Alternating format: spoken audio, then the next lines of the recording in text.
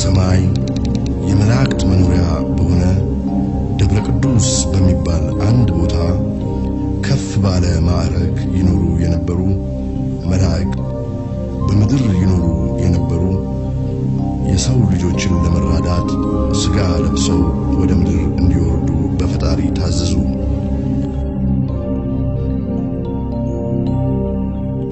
እነኚህም የሰው ልጆችን ተመስለው ወደ ምድር እንዲወርዱ የተደረጉ መላእክት መሬት በደረሱ ጊዜ በምድር የሚኖሩ ሴቶች የሰው ልጆችን አይተው በውበታቸው ተማርከው ለሥጋዊ ምኞት ተመኟቸው።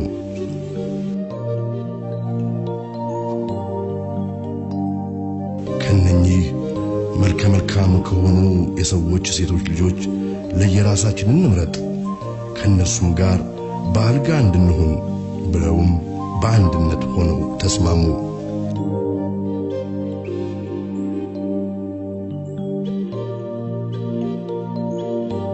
በዚህችም የጸናች ኃጢአት ሳቢያ ፍርድ ከፈጣሪ በታዘዘ ጊዜ እስሚያዛ የተባለው አለቃቸው ብቻ ሳይሆን ሁሉም የቅጣቱ ተካፋዮች ሊሆኑ እንደሚገባ መሐላን ተማምለው ውሳኔያቸውን በአንድነት አጸኑ።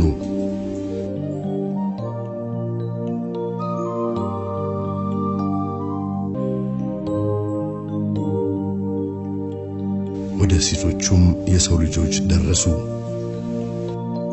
በሥጋቸውም ወደቁ። ከነርሱም ልጆችን ወለዱ።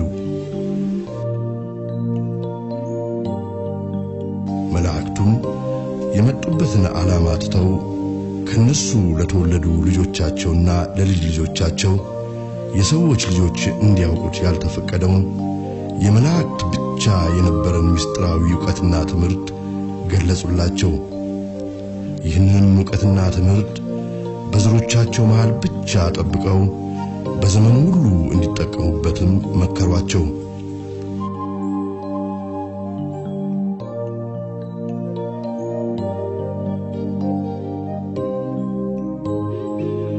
ይህ ምስጢራዊ ዕውቀትና ትምህርት በኋላ ዘመን ለሰዎች ልጆች መጥፊያቸው የሚሆን የዓለምን ክፉ ለውጥ ሁሉ ያመጣ ትምህርት ነው።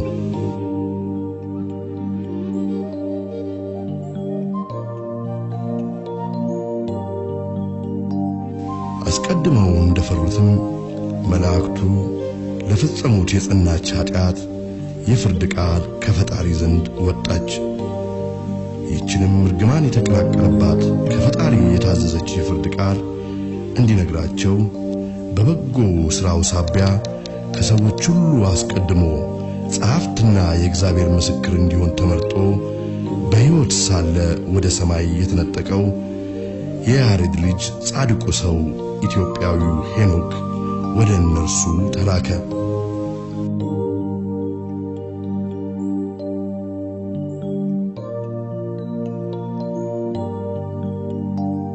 ይህንም የፍርድ ቃል ከሰማይ ከፈጣሪ ዘንድ ተቀብሎ ወደ ምድር መላእክቱ ወደ ነበሩበት ሂዶ ነገራቸው።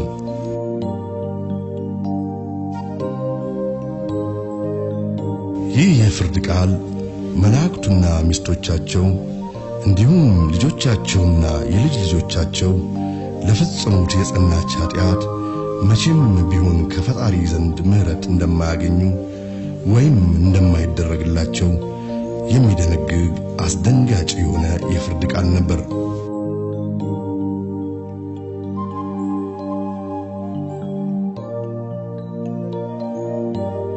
ሄኖክም የፍርዱን ቃል ለመላእክቱ ከነገራቸው በኋላ በፈጣሪ በታዘዘው መሠረት ከዚያ በኋላ በየዘመኑ ሁሉ እስከ ፍጻሜው ድረስ በመላእክቱና በልጆቻቸው ሊፈጸም ያለውን ሥራ ሁሉ ሊጽፍ ወደ ቦታው ወደ ሰማይ ተመለሰ።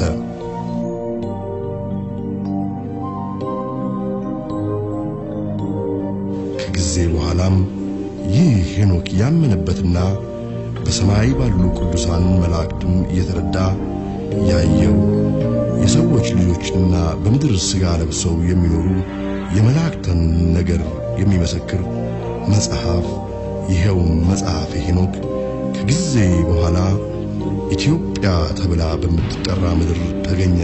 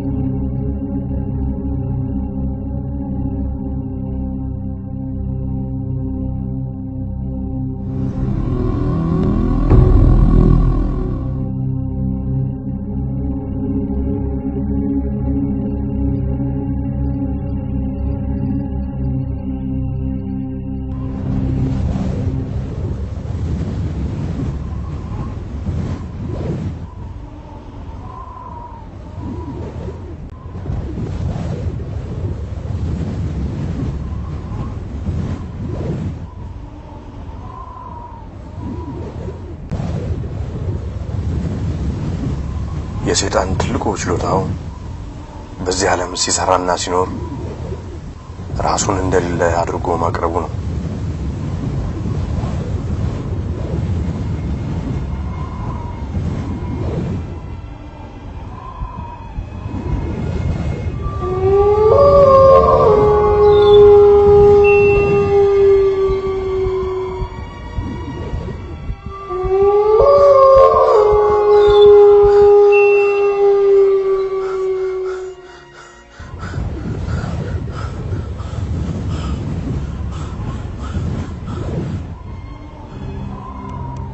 እንደሚነግረን የአንታርክቲክ ውቅያኖስ ክፍል የሚሆን አንድ ሰፊ ቦታ ነበር።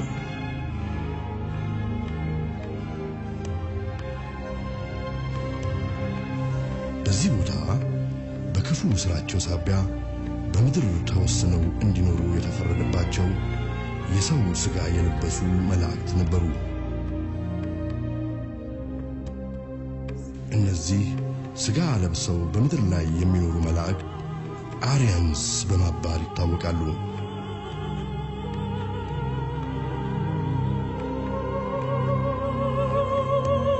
ከጊዜ በኋላ ብዙዎቹ እነዚህ ፍጡራን ከሰማይ በታዘዘ የጥፋት ውሃ ሲቀሰፉ ከውሃው ጥፋት የተረፉት ጥቂቶቹ በጀልባ ወደ ህንድና ትቤት ከፍታማ ቦታዎች ይኮበልላሉ።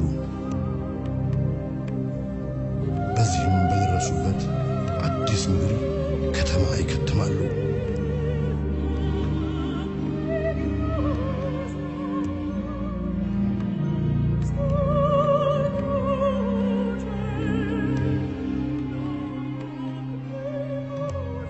ይህንን ከተማቸውን አትላንቲስ ብለው ይሰይሙታል።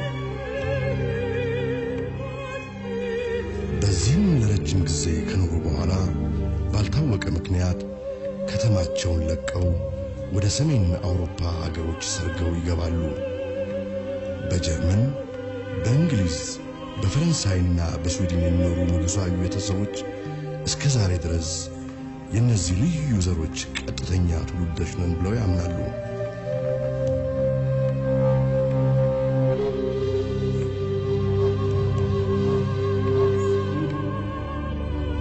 ይህ ፊልም የነሱ የቅርብ ጊዜ ታሪክ ነው።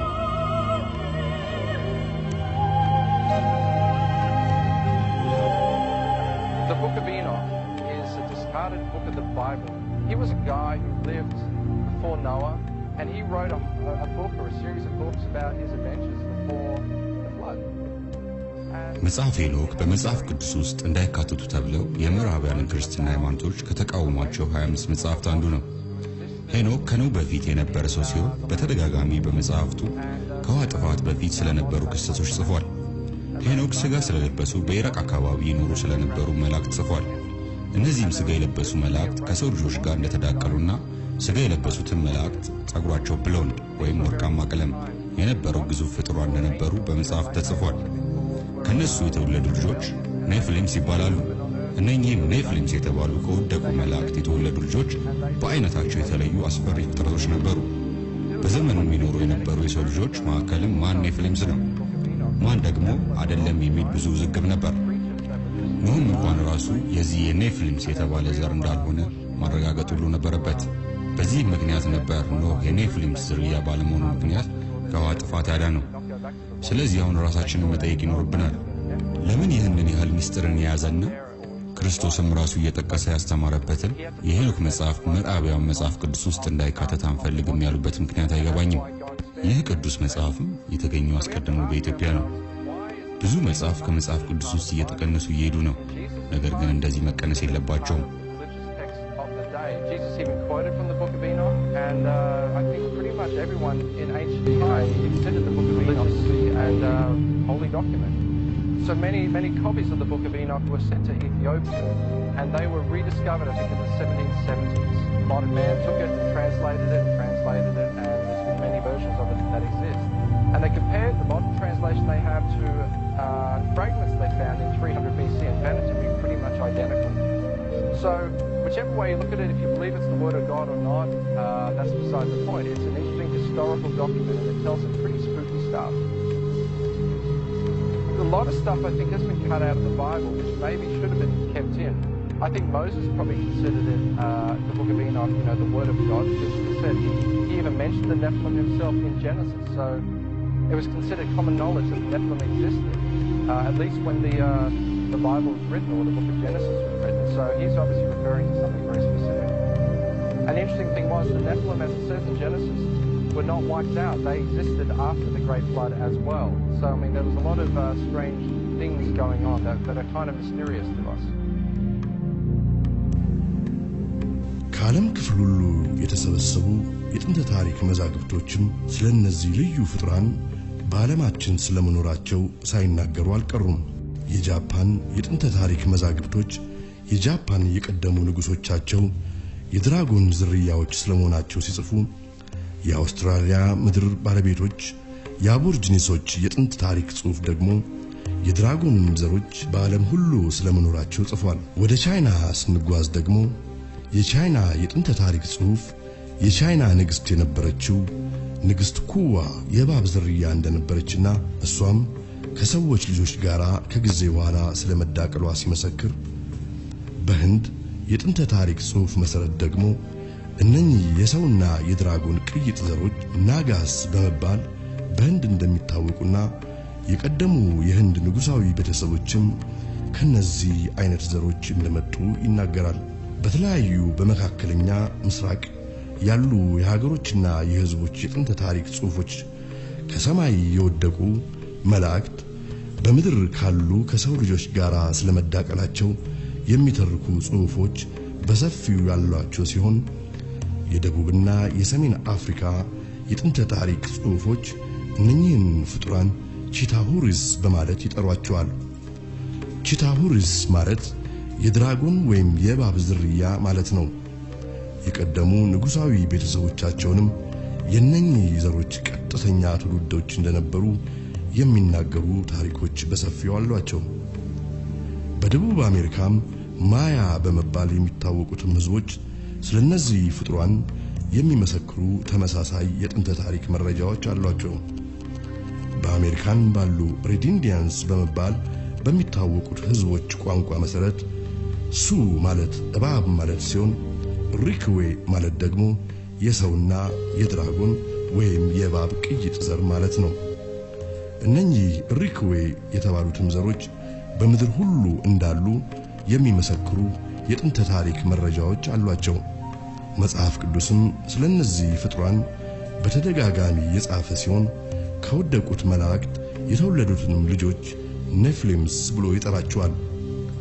በአጠቃላይ የወደቁት መላእክት ከሰው ልጆች ጋር ስለመዳቀላቸው ሳይመሰክር ያለፈ የዓለም ሕዝብ ታሪክ ካለ ታሪኩ ሳይኖር ቀርቶ ሳይሆን ሆን ተብሎ ተደብቆ እንዲቀር በተደረገበት ቦታ ብቻ ነው። This is how we believe the Chitauri look like. They were created in this, you see things. This is how a Chitauri looks like. It stands about 11 feet high. It is a very... ቺታውሪ ይህንን ነው የሚመስለው። ቁመታቸው እስከ 11 ጫማ ይደርሳል። ረጅም ፍጥረቶች ሲሆኑ አጥንት ያላቸው አይመስሉም። ጣቶቻቸው በጣም የመተጣጠፍ ባህሪ ያላቸው ናቸው። አንዳንዶቹ ቺታውሪዎች 3 ጣቶች ከአውራ ጣት ጋር ያሏቸው ሲሆኑ አንዳንዶቹ ደግሞ 6 ጣቶች ከአውራ ጣት ጋር ያሏቸው አሉ። ሌሎች ቺታውሪዎች ደግሞ በአናታቸው ላይ ቀንዶች አሏቸው። ቀንድ የሌላቸው አይነቶችም አሉ። እንደዚህ አይነቶች ሌፓርድ ቺታውሪ በመባል ይታወቃሉ። ባለከፍተኛ ማዕረግ ቺታውሪ ግን ብዙ ጫፎቻቸው ሹል የሆኑ ቀንዶች ያሉት አይነት ነው። የሁሉም የበላይ የሆነው ቺታውሪ ደግሞ የነሱ ንጉስ እየተባለ የሚጠራው ሞባባ ሳምሆንግ የሚባል ቺታውሪ 2 ትላልቅ ቀንዶች አሉት። እንደዚህ እንዳጋዘን ወደ ጎን የበቀሉ ቀንዶች አሉት። These are the lesser Chitauri, but the royal Chitauri have got a ring of sharp horns all around their head. And the very high Chitauri, like their king, Mubaba Samahong, they have got very long horns which grow this way. Not that way like a bull, but this way like certain antelope. አንድሩ ኮሊንስ የተባሉት ጻፊ እስከ ዛሬ 100 ዓመት ድረስ እነዚህ የወደቁ መላእክት ልጆች ኔፍሊምስ በስኮትላንድ በተደጋጋሚ ይወለዱ እንደነበር The Legacy of the Fallen Angels በሚባለው ጥናታዊ ጽሑፋቸው ይዘግባሉ።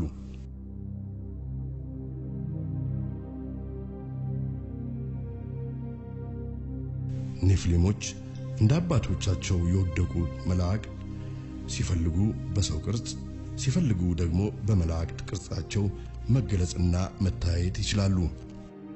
ሁሉም በጋራ የሚገዙት ለታላቁ ቀዩ ዘንዶ ወይም ለድራጎኑ በመሆኑ ምክንያት በመላእክት ቅርጻቸው ሲገለጹ አለቃቸው የሆነውን የቀዩን ዘንዶ ወይም የድራጎን ቅርጽ ይዛሉ። ይህ የድራጎን ቅርጽ የነሱ ማንነት ምንነትና የመኖሪያ ቦታም መገለጫ ጭምር ነው። If you want to understand the Illuminati, study the reptile. And the ኢሉሚናቲ የሚባለው ሰይጣናዊው የዓለም መንግስት ለማምጣት የሚሰራው ሚስጥራዊ ድርጅት ለመረዳት ከፈለግን የዋብ ዝርያዎችን ማጥናት ግድ ይለናል። የዋብ ዝርያዎች አፈጣጠራቸው እንደ ሰው ልጆች የህሊና ፍርድ ያገናዘበ ወይም ርህራሄ በማድረግ ላይ የተመሰረተ ሳይሆን ጨካኝና የአውሬ መንፈስ የተሞላው ነው። ከንጉሳዊ ቤተሰብ የሆኑትና እነኚህ ከወደቁ መላእክት የዘር ሐረግ ግንድ የሆኑ ሰዎች የአምልኮ ሰይጣን ሥርዓት በልጆቻቸው ላይ ገና ከልጅነታቸው ጀምሮ የሚያደርጉበት ምክንያት ይህንን ልጆቻቸው ከዘር የወረሱትን የአውሬ መንፈስ ቀስ በቀስ በልጆቻቸው ውስጥ እያደገ እንዲሄድ ለማድረግ ነው። it can happen very young if that's when these families put their children through these rituals to activate it, or it can happen later in life. And once it's activated, then they start to change personality. ታዲያ እነኚህ ኔፍሊሞች በአሁኑ ወቅት አይወለዱም ወይም አባቶቻቸው የሆኑት የወደቁ መላእክት በአሁኑ ወቅት በዚህ ዓለም የሉም ማለት ሳይሆን እነዚህ በክደታቸው ሳቢያ የቀዩ ዘንዶ ወይም የድራጎኑ ልጆች እየተባሉ የሚታወቁት ልዩ ዘሮች ወይም the serpent race ከጊዜ በኋላ ራሳቸውን በምስጢራዊ ድርጅቶች ወይም secret societies ስር አዋቅረው በዓለም ላይ ሊያመጡት ስላሰቡት አዲስ የዓለም መንግስት በስውር መንቀሳቀስ ከጀመሩበት ጊዜ አንስቶ ራሳቸውንና ማንነታቸውን ከመላው የዓለም ሕዝብ ድብቅ እንዲሆን አድርገዋል።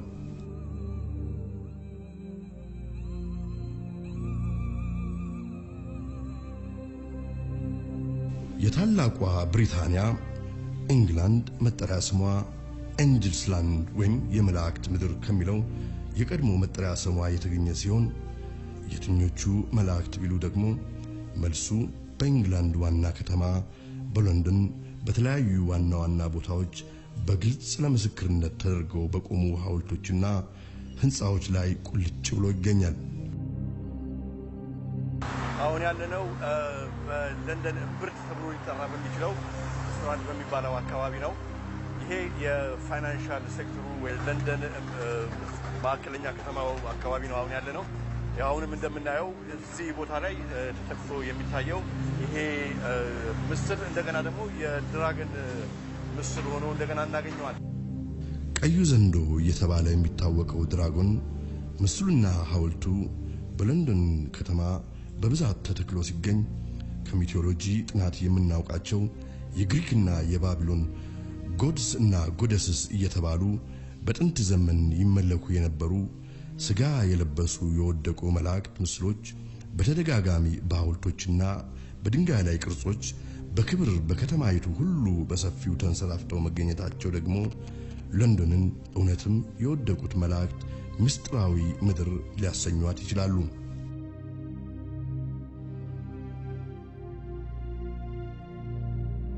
ቀደም ሲል እንዳነሳነው አንድሩ ኮሊንስ ዘ ፎለን ኤንጅልስ በሚባለው መጽሐፋቸው እንደገለጹት የእንግሊዝ መስራች አባቶች ስጋ ከለበሱ መላእክት የተወለዱ ኃያላን ፍጡራን ወይም ሱፐርሜን ስለመሆናቸው የሚናገሩ ብዙ የቀደሙ የታሪክ መረጃዎች ስለመኖራቸው በጽሑፋቸው የገለጹ ሲሆን ሮበርት ሎማስ የተባሉ ጸሐፊ ደግሞ ዘ ኢንቪዚብል ኮሌጅ በሚባል ታላቅ መጽሐፋቸው እንዳሰፈሩት በ1660 እንደ አውሮፓውያን አቆጣጠር ዘ ኢንቪዚብል ኮሌጅ በመባል የሚታወቅ ሚስጥራዊ ማህበር ከንጉሳዊ ወገን በሆኑ ታላቅ ሰዎች በእንግሊዝ እንደተመሰረተና የማህበሩም ዓላማ ስውር የሆነና ከመናፍስት የተገኘ ጥበብን በሳይንስ ስም አድርጎ ለዓለም ሕዝብ ለማስተዋወቅ የሚቻልበትን መንገድ የቀየሰ ማህበር እንደነበር በማስረጃ ደግፈው ይጽፋሉ።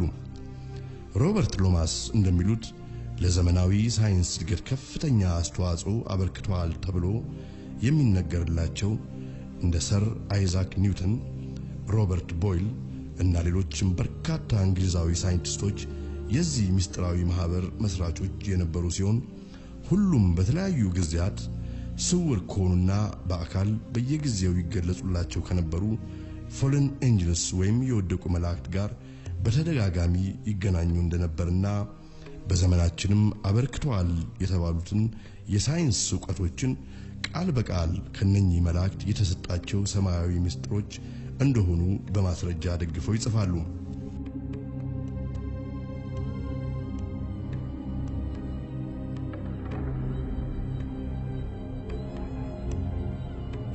Why, when you look at the ancient accounts of the ancient gods, do you again and again see this reoccurring theme of the serpent race?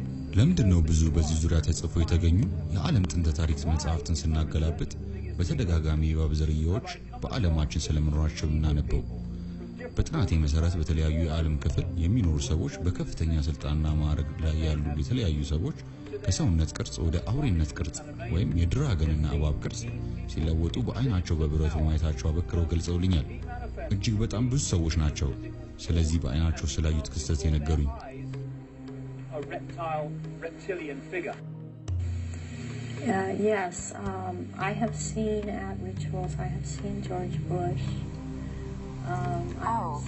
በእነኚህ ሰይጣን በሚመለክበት ስርዓት ላይ ካዩዋቸው ሰዎች በጥቂቱ ጆርጅ ቡሽን፣ ማርሊን ኦብራያንን፣ ሄንሪ ኪሲንጀርን፣ ሮናልድ ሬገንን፣ የእሳቸው ባለቤት ናንሲ ሬገንንም እና ሂለሪ ክሊንተንንም አይቻለሁ። ሂለሪ ክሊንተን ማን መሆናቸውንም ከማወቄ በፊት አይቻቸዋለሁ። እናም እሳቸውም በዚህ ግሩፕ ውስጥ አባል ናቸው።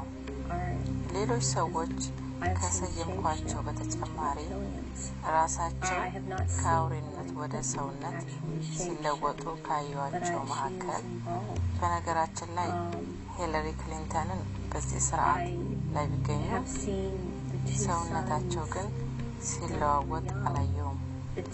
ሌሎች ካዩዋቸው ሰዎች መካከል ሁለቱ የጆርጅ ቡሽ ሲኒየር ልጆች በተጨማሪም ጄ ሮክፌለር እና I have seen did I mention J. Rockefeller in he shapeshifts. I've seen George Dukmajian and Ronald Reagan again, having been governor in California. There have been people such as Newt Gingrich. I saw. እነኚህ ሁሉ ሰዎች ታዲያ ኢሉሚናቲ የተባለው ሚስጥራዊ ማህበር አባል ናቸው። We're talking about a worldwide እየተናገርን ያለነው ታዲያ ዓለም አቀፋዊነት ስላላቸው በሚስጥር ዓለም ሊገዙ ስላሉ ጨለማ ለብሰው እየተንቀሳቀሱ ስላሉ ሚስጥራዊ የዓለም ድርጅቶች ነው። ሁሉም ታዲያ የተለያዩ ሲመስሉ ለአንድ ዓላማ የቆሙ ናቸው። monetary systems in the world, and yes, they are in fact connected. በእርግጥ ከጀርባ ሆኖ የዓለማችንን አካሄድ የሚመራ ጨለማን የለበሰ እጅ አለ። ይህም የማይታይ እጅ ከብዙ ኃያላን ከሆኑ የዓለም መንግስቶች ጀርባ ሆኖ በስውር እየሰራ ነው፣ ሲሰራም ነበር። በስውር እየተደረገ ያለው ነገር ምንድነው? በማይክሮቺፕስ ተከትቦ እንደ ሮቦት እየታዘዘ የሚመራ ባሪያ የሆነ የዓለም ህዝብን ለመፍጠር አዲሱን የነሱን የዓለም መንግስት በምድር ላይ ለመመስረት ነው። ይህንን አጀንዳቸውን በስውር ማድረግ አለባቸው። አለበለዚያማ የዓለም ህዝብ ይህን ክፉ ስራቸውን ካወቀባቸው ዓላማቸው ግቡን ሊመታ አይችልም። እኔ ሁልጊዜ እናገራለሁ እኮ ከፈጣሪ ስራ ውጪ የሆነው ብዙ በዓለማችን የሚሰራ ወይም የተሰራ ስራ በእነሱ የተሰራ ነው እያልኩ እናገራለሁ። የመጀመሪያው ምስጢራዊ ማህበር ወይም ሲክሬት ሶሳይቲ መቼና እንዴት እንደጀመረ ማወቅ ቀላል አይደለም።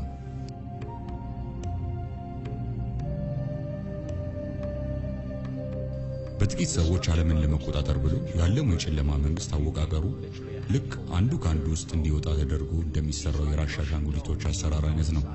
ይህንንም ድር ኢሉሚናቲ ብዬ ጠራዋለሁ። ኢሉሚናቲ ማለትም በላቲን ከኛ የተሰወረ ዕውቀት ያሏቸው ማለት ነው። ይህም ኢሉሚናቲ ማህበር ከጥንት የተመሰረተ ሲሆን አይናችን እያየ አዲሱን የዓለም መንግስት ሊያመጣ ዳር ዳር እያለ ያለ ማህበር ነው። To bring about what is now appearing before our eyes. ስለ ምስጢራዊ ማህበራቱ የምናደርገው ጥናት በታሪክ ወደ ኋላ ሄደን ወደ ጥንት የግብጽ ንጉሶች ታሪክ ወይም ወደ ፈርዖኖች ድረስ እንድንደርስ ግድ ይላል። በዓለማችን ያሉ የታወቁ የዓለም ህዝቦች ሰይጣን ያምልኩ ስርዓታቸው ልክ ድሮ በግብጽ ፈርዖኖች ጊዜ እንደሚደረገው አይነት ነው። The ancient world in general, it's an unbroken span of manipulation from the far ancient world to the present day.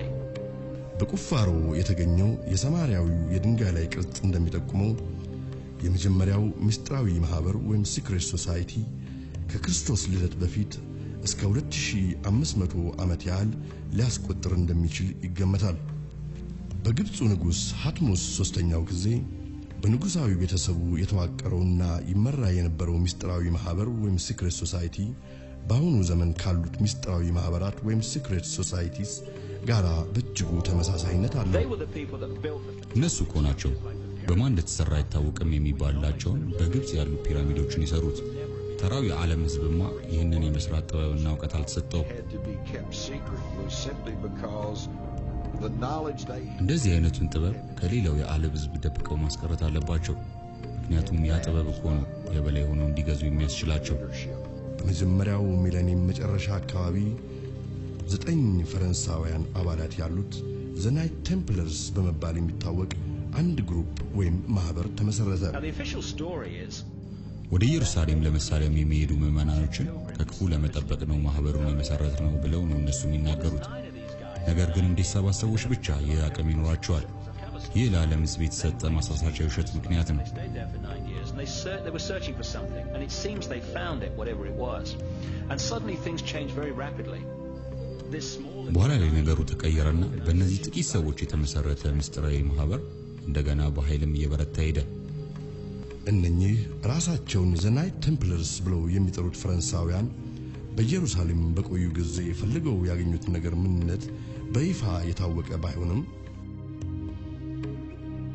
አሉ ከሚባሉ በአውሮፓና በዓለም ካሉ ኃይለኛ ኮሚኒስታዊ ማህበር አንዱ ለመሆን በቃ። የቴምፕለር አባል ለመሆን የፈለገ ሰው ሁሉን ሀብቱን ለዚህ ማህበር መስጠት ተጠበቅበት ነበር። በዚህ መሰረት ብዙዎቹ የአውሮፓ ንጉሳዊ ቤተሰቦችን በቁጥጥራቸው ስር አደረጉ። ጃክ ዲሞሌ የተባለው የመጨረሻው የናይት ቴምፕለርስ አባል በ1314 እንደ አውሮፓውያን አቆጣጠር በፈረንሳይ ዋና ከተማ በፓሪስ በቁሙ ተቃጥሎ እንዲሞት በጊዜው የነበረው ንጉስ ፈርዶበት ሲገደል ከቅጣቱ የተረፉት አባላት ግን እግሬ ያውጭኝ ብለው ከፈረንሳይ ፈረጠጡ። ቴምፕለሮቹ ወደ ሰሜን ከፈረንሳይ ወደ ስኮትላንድ ፈርጥጠው በመሄድ ራሳቸውን በአዲስ ስም ሰይመው the Scottish Rite Freemasons ብለው መጥራት ጀመሩ። Scottish Rite Freemasonry በዓለም ላይ ካሉ ኃይለኛ ከሆኑ ምስጢራዊ ድርጅቶች መካከል ተፎካካሪ የማይገኝለት ጠንካራ ምስጢራዊ ድርጅት ነው። አባላቶቹም ከሁሉም የሙያ ዘርፍ የተውጣጡ ናቸው። እነኚህ ከፈረንሳይ የፈረጠጡ የናይት ቴምፕለርስ አባላት ምስጢራዊ ጥበባቸውን ይዘው ወደ እንግሊዝ በመግባት ሎጅስ በመባል የሚታወቁትን ምስጢራዊ ማህበራት መሰረቱ። ፍሪሜሰኖች የጥንቶቹን ምስጢራዊ ድርጅቶች አጀንዳ በዘመኑ ላሉ ምስጢራዊ ድርጅቶች እንደ ድልድይ ሆኖ በቀጣይነት ለማስተላለፍ የሚሰሩ ናቸው። ከዚያም ጊዜ በኋላ ስማቸውን ቀይረው ፍሪሜሰንስ በመባል መታወቅ ጀመሩ። የመጀመሪያውንም ትልቁን ስብሰባቸውን ሰኔ 24 ቀን 1770 እንደ አውሮፓውያን አቆጣጠር በግሩስ ኤንድ ግሪን አይረንስ አዳራሽ በለንደን ኢንግላንድ አደረጉ። እነኚህ ከወደቁ የመላእክት የዘር ሐረግ ግንድን ብለው ከሚያምኑና ኖርዲክስ ወይም አሪያንስ ከሚባሉት ዘሮች በጊዜው ጥንቆላን፣ ምትሃትን፣ ኮከብ አቆጣጠርንና መናፍስት መሳብን በሰፊው ከሚያራምዱ በአውሮፓ ከሚገኙ ንጉሳዊ ቤተሰቦች ንግሥት ኤልሳቤጥ ቀዳማዊ አንዷ ነበረች። በ1768 እንደ አውሮፓውያን አቆጣጠር ከዛሬ 240 ዓመት በፊት ከስኮትላንድ አሪያንስ ወይም ኖርዲክስ ንጉሳዊ ቤተሰብ የሆነና ጄምስ ብሩስ የተባለ አንድ ሰው ከእንግሊዝ አሪያንስ ወገን ከሆነች ከንግሥት ኤልሳቤጥ ቀዳማዊ አንድ ሥራ ተሰጠው። ይህ ሥራ መጽሐፈ ሄኖክ የተባለውን የቅርስ መጽሐፍ ከአቢሲኒያ ምድር ሰርቆ ወደ ንግሥቲቷ መውሰድ ነበር።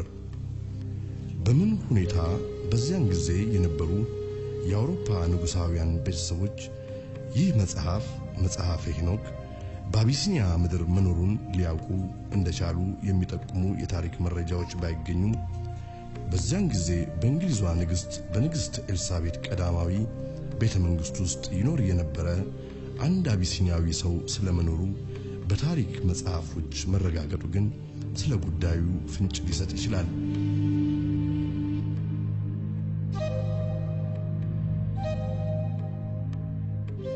ከጄምስ ብሩስ ቀደም ብሎ በ1603 እንደ አውሮፓውያን አቆጣጠር ፔድሮ ፓይዝ የተባለ ፖርቹጊዛዊ እሱም ዘ ጄሱዊትስ ከሚባል በፖርቹጊዝና በጣሊያን ውስጥ ከሚገኝ የፍሪሜሰንሪ ማህበር ቅርንጫፍ የወጣ ሰው ወደ አቢሲኒያ ተጉዞ እንደነበር በታሪክ መጽሐፍት ላይ ተጽፎ ይነበባል።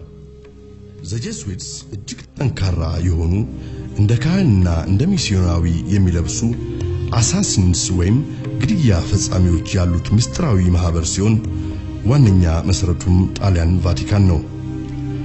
ፔድሮ ፓይዝ ከአቢሲኒያ ለቆ ሲወጣ በርካታ የቅርስ መጽሐፍትን ከመውሰዱም በላይ ከ1670 እስከ 1620 እንደ አውሮፓውያን አቆጣጠር በአቢሲኒያ በነበረበት ጊዜ በዘመኑ የአቢሲኒያ ንጉስ የነበሩትን አጼ ሱስንዮስን ከኦርቶዶክስ ተዋህዶ ሃይማኖት ለውጦ ካቶሊክ በማድረጉ በዚህ ክስተት ሳቢያ ከ8000 በላይ የሚሆኑ አቢሲኒያውያን ሕይወታቸውን እንዲያጡ ምክንያት ሆኗል። ከጊዜ በኋላም ፔድሮ ፓይዝ በኢትዮጵያ ቤተክርስቲያን ላይ ስለፈጠረው ችግር በኩራት ሲናገር ኢትዮጵያኖች ለአንድና ለመጨረሻ ጊዜ ሊነቅሉት የማይቻላቸው መርፌ ሰክቼባቸው መጣው ብሎ መናገሩን የተለያዩ የታሪክ መጽሐፍት ከዚህ ታሪክ ጋር እባሪ አድርገው ይገልጹታል።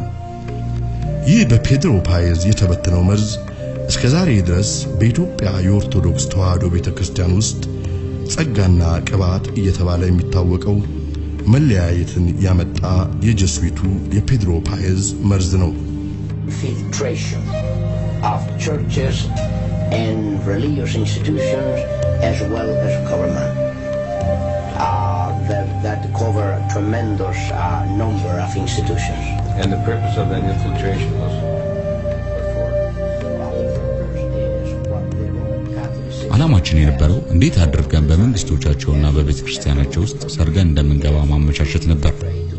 የዚህ ዓላማችን የመጨረሻ ግቡ ያነጣጠረው በዚህ ዓለም አዲስ በእኛ የሚመራ የዓለም ሃይማኖትና መንግስት ለመፍጠር ነው። ከድሮም ቢሆን በቫቲካን ያለን የጀሱይቶች ዓላማ ይህ ነው። ይህንንም ነበር ከድሮም ጀምረን ስናመቻች የነበረው።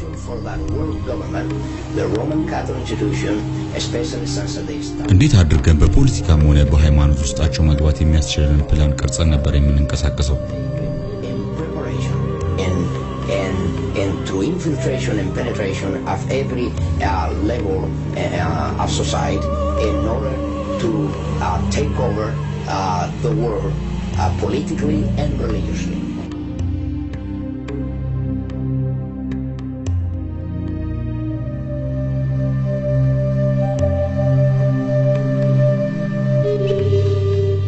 ጄምስ ብሩስ ወደ ኢትዮጵያ ከመዝለቁ በፊት በሱዳን ይገኝ በነበረ የጀሱይት ካምፕ ውስጥ ፔድሮ ፓይዝን ለጥቂት ጊዜ አግኝቶ አነጋግሮት እንደነበር አንዳንድ የታሪክ መረጃዎች ይጠቁማሉ። ከዚህም ቆይታ በኋላ ነበር ጄምስ ብሩስ ወደ ኢትዮጵያ ጉዞውን ያቀናው። ጉዳዩን ሚስጥር ለማድረግ ሲባል የኬንያርዱ የጄምስ ብሩስ ጉዞ ምክንያቱ ተቀይሮ የአባይን ወንዝ መጀመሪያ ለማወቅ በሚል ሽፋን እንዲንቀሳቀስም ተደረገ። በዚህ ሁኔታ ጄምስ ብሩስ ጉዞውን ወደ ጎንደር አቢሲኒያ አደረገ።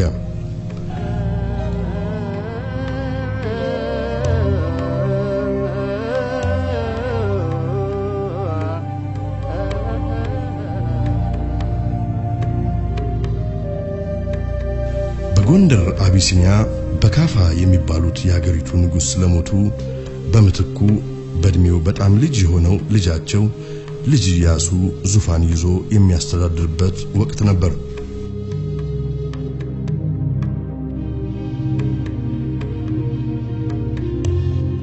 ሄኖክ በጽፈቱ እጅግ ይደነቃል፣ ነገር ግን እንደኛ መች ይጠነቀቃል? ነገር ግን እንደኛ መች ይጠነቀቃል? ኦ አዳም መሬት አንተ የተባለውን ቃል ኦ አዳም መሬት አንተ ንግስት ባላቸው በካፋ ከሞተ በኋላ የባላቸውን ወንድም ምልምል ኢያሱን ሲይዙ ይሄ በቤተ መንግስት ውስጥ ማስፈልግ ስራ ነው። እንዴት የባላቸውን ወንድም ሁለተኛ ይይዛሉ ብለው ከቤተ መንግስታችን ተውጣ ብለው ሲያስወጣት መጣ ነው ቤተ መንግስት እንደዚህ ሰርታ የተቀመጠች ነበር።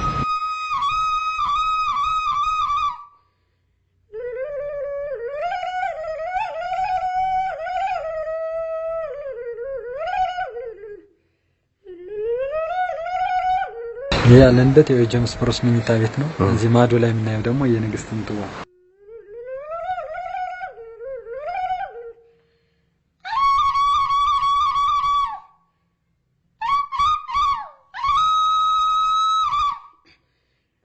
ጄምስ ብሩስ ከውጭ ሲመጣ ታወተ ጽዮንን ፍለጋ ነው የሚባለው። ለ5 ዓመት ያለ ኢትዮጵያን ታሪክ ልጻፍ ብሎ ከተቀመጠ በኋላ ሲወጣ ግን የቅርስ መጽሐፎችን ይዞ እንደወጣ ነው የሚታወቀው። መጽሐፎቹ ያው ጠፍተዋል። የጻፈውም አሁን እዚህ ብዙም ይታወቅ የለም። ግን እዚህ ንግስት እንጥዋ የፈረስ ቆዳ አስፍቀው የጻፏቸው ብራና መጽሐፍቶች ብዙ መጽሐፍቶች ጠፍተዋል እና እሱን የወሰደ አንዱ አግዮን ገነትን ይዞራል በኢትዮጵያ ምድር አለ። ገነት ኢትዮጵያ ለመሆኑ አልተጠረጠረም። አሁን አዳም በገነት ነው የተፈጠረ እንበላ ያሳፍረኛል? አያሳፍረኝም። እንግዲያው ሄኖክም ኢትዮጵያዊ ነው ማለት ያሳፍረኛል? አያሳፍረኝም። ሄኖክም ኢትዮጵያዊ ነው። መጽሐፉም የተገኘው ሄኖክ በኢትዮጵያ ነው። የእናቴ ልጅ ያዘኝ ይሄን ይዘው ነው እንግዲህ አባቶቻችን የአዳም 7ኛ ልጁ ሄኖክ ኢትዮጵያዊ ነው የሚሉት። ሄኖክ የጻፈው ማቀው እስካሁን አባቴ ነገሩኝ ሁለቱ በእጄ ገብቷል። መጽሐፍ ሄኖክና ራእዩን በእጄ ተጻፈ ኮፒው አለኝ ቤት። እንግዲህ ራእይ ሄኖክ አለ። አሁን መጽሐፍ ሄኖክ ራእይ ሄኖክ። ሌላው አባቴ ሲናገሩ እንሰማው መጽሐፍ ምስጢር የሚባል መጽሐፍ አለ። መቼም ነጩ ዓለም ምክንያት አመጣም ሲቻለው። በዚህ ሁኔታ ጄምስ ብሩስ መጽሐፍ ሄኖክን ከጎንደር አቢሲኒያ ሰርቆ ወደ እንግሊዟ ንግሥት ወደ ንግሥት ኤልሳቤጥ ቀዳማዊ ወሰደ። በዚያን ጊዜ በመላው አውሮፓ ንጉሳውያን ቤተሰቦች ዘንድ መጽሐፈ ሄኖክ የተባለው ይህ መጽሐፍ ከአቢሲኒያ ምድር ተሰርቆ በእንግሊዟ ንግሥት በንግሥት ኤልሳቤጥ ቀዳማዊ እጅ መውደቁን የሚያመለክቱ ዜናዎች በከፍተኛ ደረጃ ይናፈሱ ጀመር። ጄምስ ብሩስ መጽሐፈ ሄኖክን በንግሥቲቷ ዘንድ ባመጣ ጊዜ የመጽሐፉን ትክክለኛነት እንዲያረጋግጥ በቤተ መንግስቱ ይኖር የነበረውን አቢሲኒያዊን ሰው አስጠሩት። ይህ አቢሲኒያዊው ሰው መጽሐፉ መጽሐፈ ሄኖክ መሆኑን ቢያረጋግጥም በመጽሐፉ ውስጥ ስለተካተተው የጸሐፍቱ መልእክት ግን ዕውቀት አልነበረውም። በንግሥቲቱ ዘንድ ጆን ዲ የሚባል በኮከብ ቆጠራ ጥናትና መናፍስት በመሳብ ችሎታው አንቱ የተባለ አንድ ሰው ነበረ። ይህ ጆን ዲ የተባለ ሰው መናፍስት በመጥራት ችሎታው ተጠቅሞ ከመናፍስቶቹ ከራሳቸው የፈለጉትን ምስጢር ስለ መጽሐፉ ሙሉ በሙሉ ማወቅ እንደሚችሉ በመተማመን መናፍስቶቹን ጠራቸው። ከዚያም ጊዜ በኋላ ይህ መጽሐፍ በዓለም ሕዝብ ዘንድ ተደብቆ እንዲኖር በመላው ዓለም የሚኖሩ ከአርያንስ ንጉሳዊ ቤተሰብ የሆኑት በአንድነት ወሰኑ። የዚህ መጽሐፍ ይዘት ከሌላው የዓለም ሕዝብ ተደብቆ በኖረበት ዘመናት በሰሜን አውሮፓ የሚኖሩ የአርያንስ ንጉሳዊ ቤተሰቦች አንዱ በአንዱ ላይ የበላይነት አግኝቶ የበላይ ሆኖ ዓለምን ለመቆጣጠር አዲስ በኖርዲክ ዘሮች የሚመራ የዓለም መንግስት ለመፍጠር በተናጥል በስውር ይንቀሳቀሱ ነበር።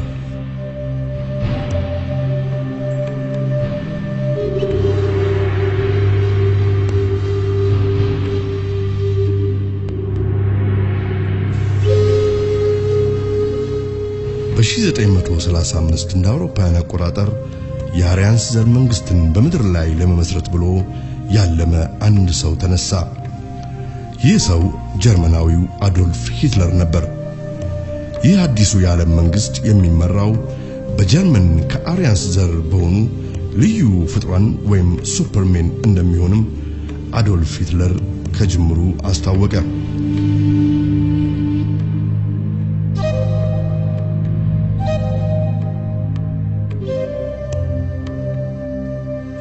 የአዶልፍ ሂትለር ፓርቲ ከፍተኛ ባለስልጣናት ሁሉም ፍሪሜሰንስ ሲሆኑ ምስጢራዊ የመላእክት ጥበብን በሳይንስ ስም በዚህ ምድር ላይ ተግባራዊ ለማድረግ ብለው በ1660ዎቹ በእንግሊዝ ዘ ኢንቪዚብል ኮሌጅ በሚባል ማህበር ውስጥ ይሳተፉ እንደነበሩት እንግሊዛዊ ፍሪሜሰኖች አይነት ተመሳሳይ ዓላማ የነበራቸው ሰዎች ነበሩ።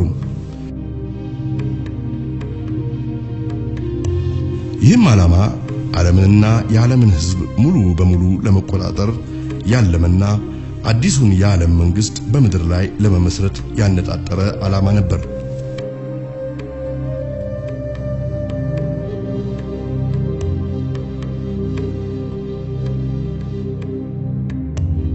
ገና ከጅምሩ በ1930ዎቹ ናዚዎች የኛ የቀደሙ አባቶቻችን የሆኑ ካንታርክቲክ የፈለሱ ስጋ የለበሱ መላእክት በቲቤት ከፍታማ ቦታዎች ይኖራሉ በማለት ጉዟቸውን ወደዚያ አቀኑ።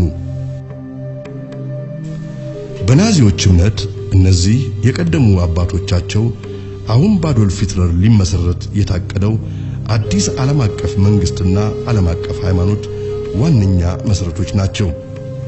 ይህ ዕቅድ ከተሳካ አዶልፍ ሂትለርን የአዲሱ የዓለም መንግስት መሲህ እንዲሁም የአዲሱ ሃይማኖት ሊቀ ካህን ያደርገዋል።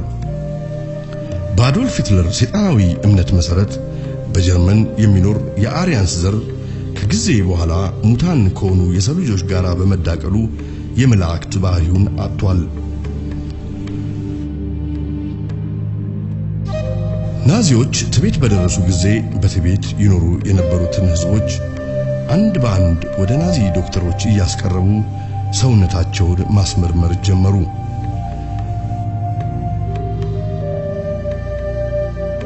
የዚህ የውጫዊ የሰውነት ምርመራ ዓላማ ከቲቤት ነዋሪዎች መካከል ያልተቀላቀሉ የአርያንስ ዘሮችን ለማግኘት ነው።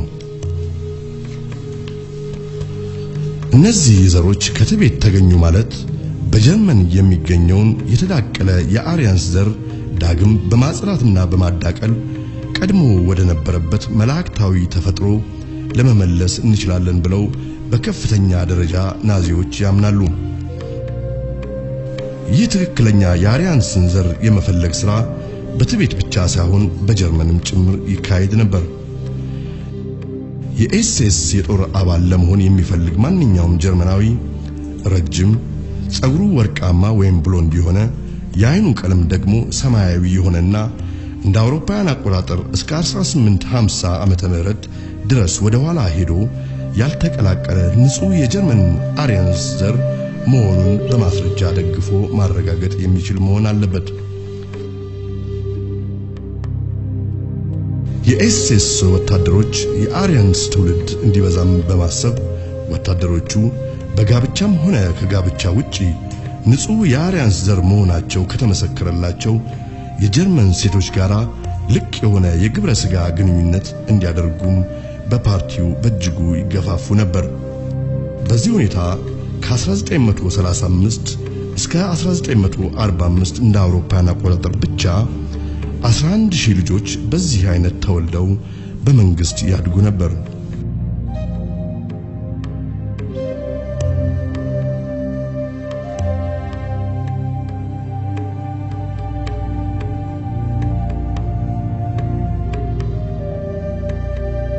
ይህ የአዶልፍ ሂትለር ዓላማ ግን በጊዜው ተመሳሳይ ዓላማ ለነበራቸው በእንግሊዝና በአሜሪካ ለነበሩ ንጉሳዊ ቤተሰቦች በዝምታ ሊያልፉት የሚችሉት ጉዳይ አልነበረም።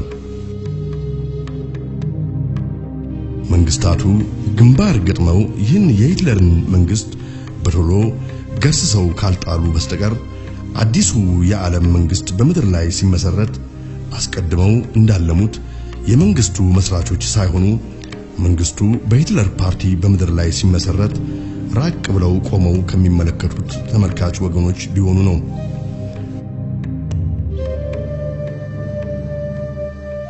ጉዳዩ አፋጣኝ መፍትሄ የሚያሻው ጉዳይ ነበር።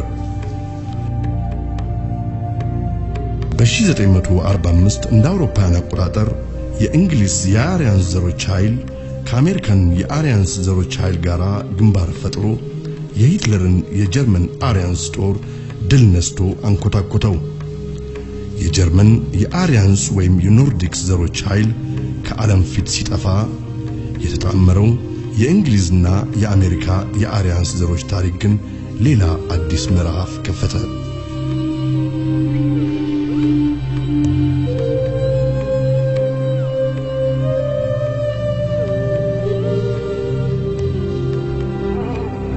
And the family in that bloodline live here, or at least partly live here. Buckingham Palace, one of the many palaces and homes. ይህ የሂትለር በጀርመን የነበረ የአሪያንስ ወይም የወደቁ መላእክት የዘር ሐረግ ግን እንደዚህ ቀጥሎ ይገኛል።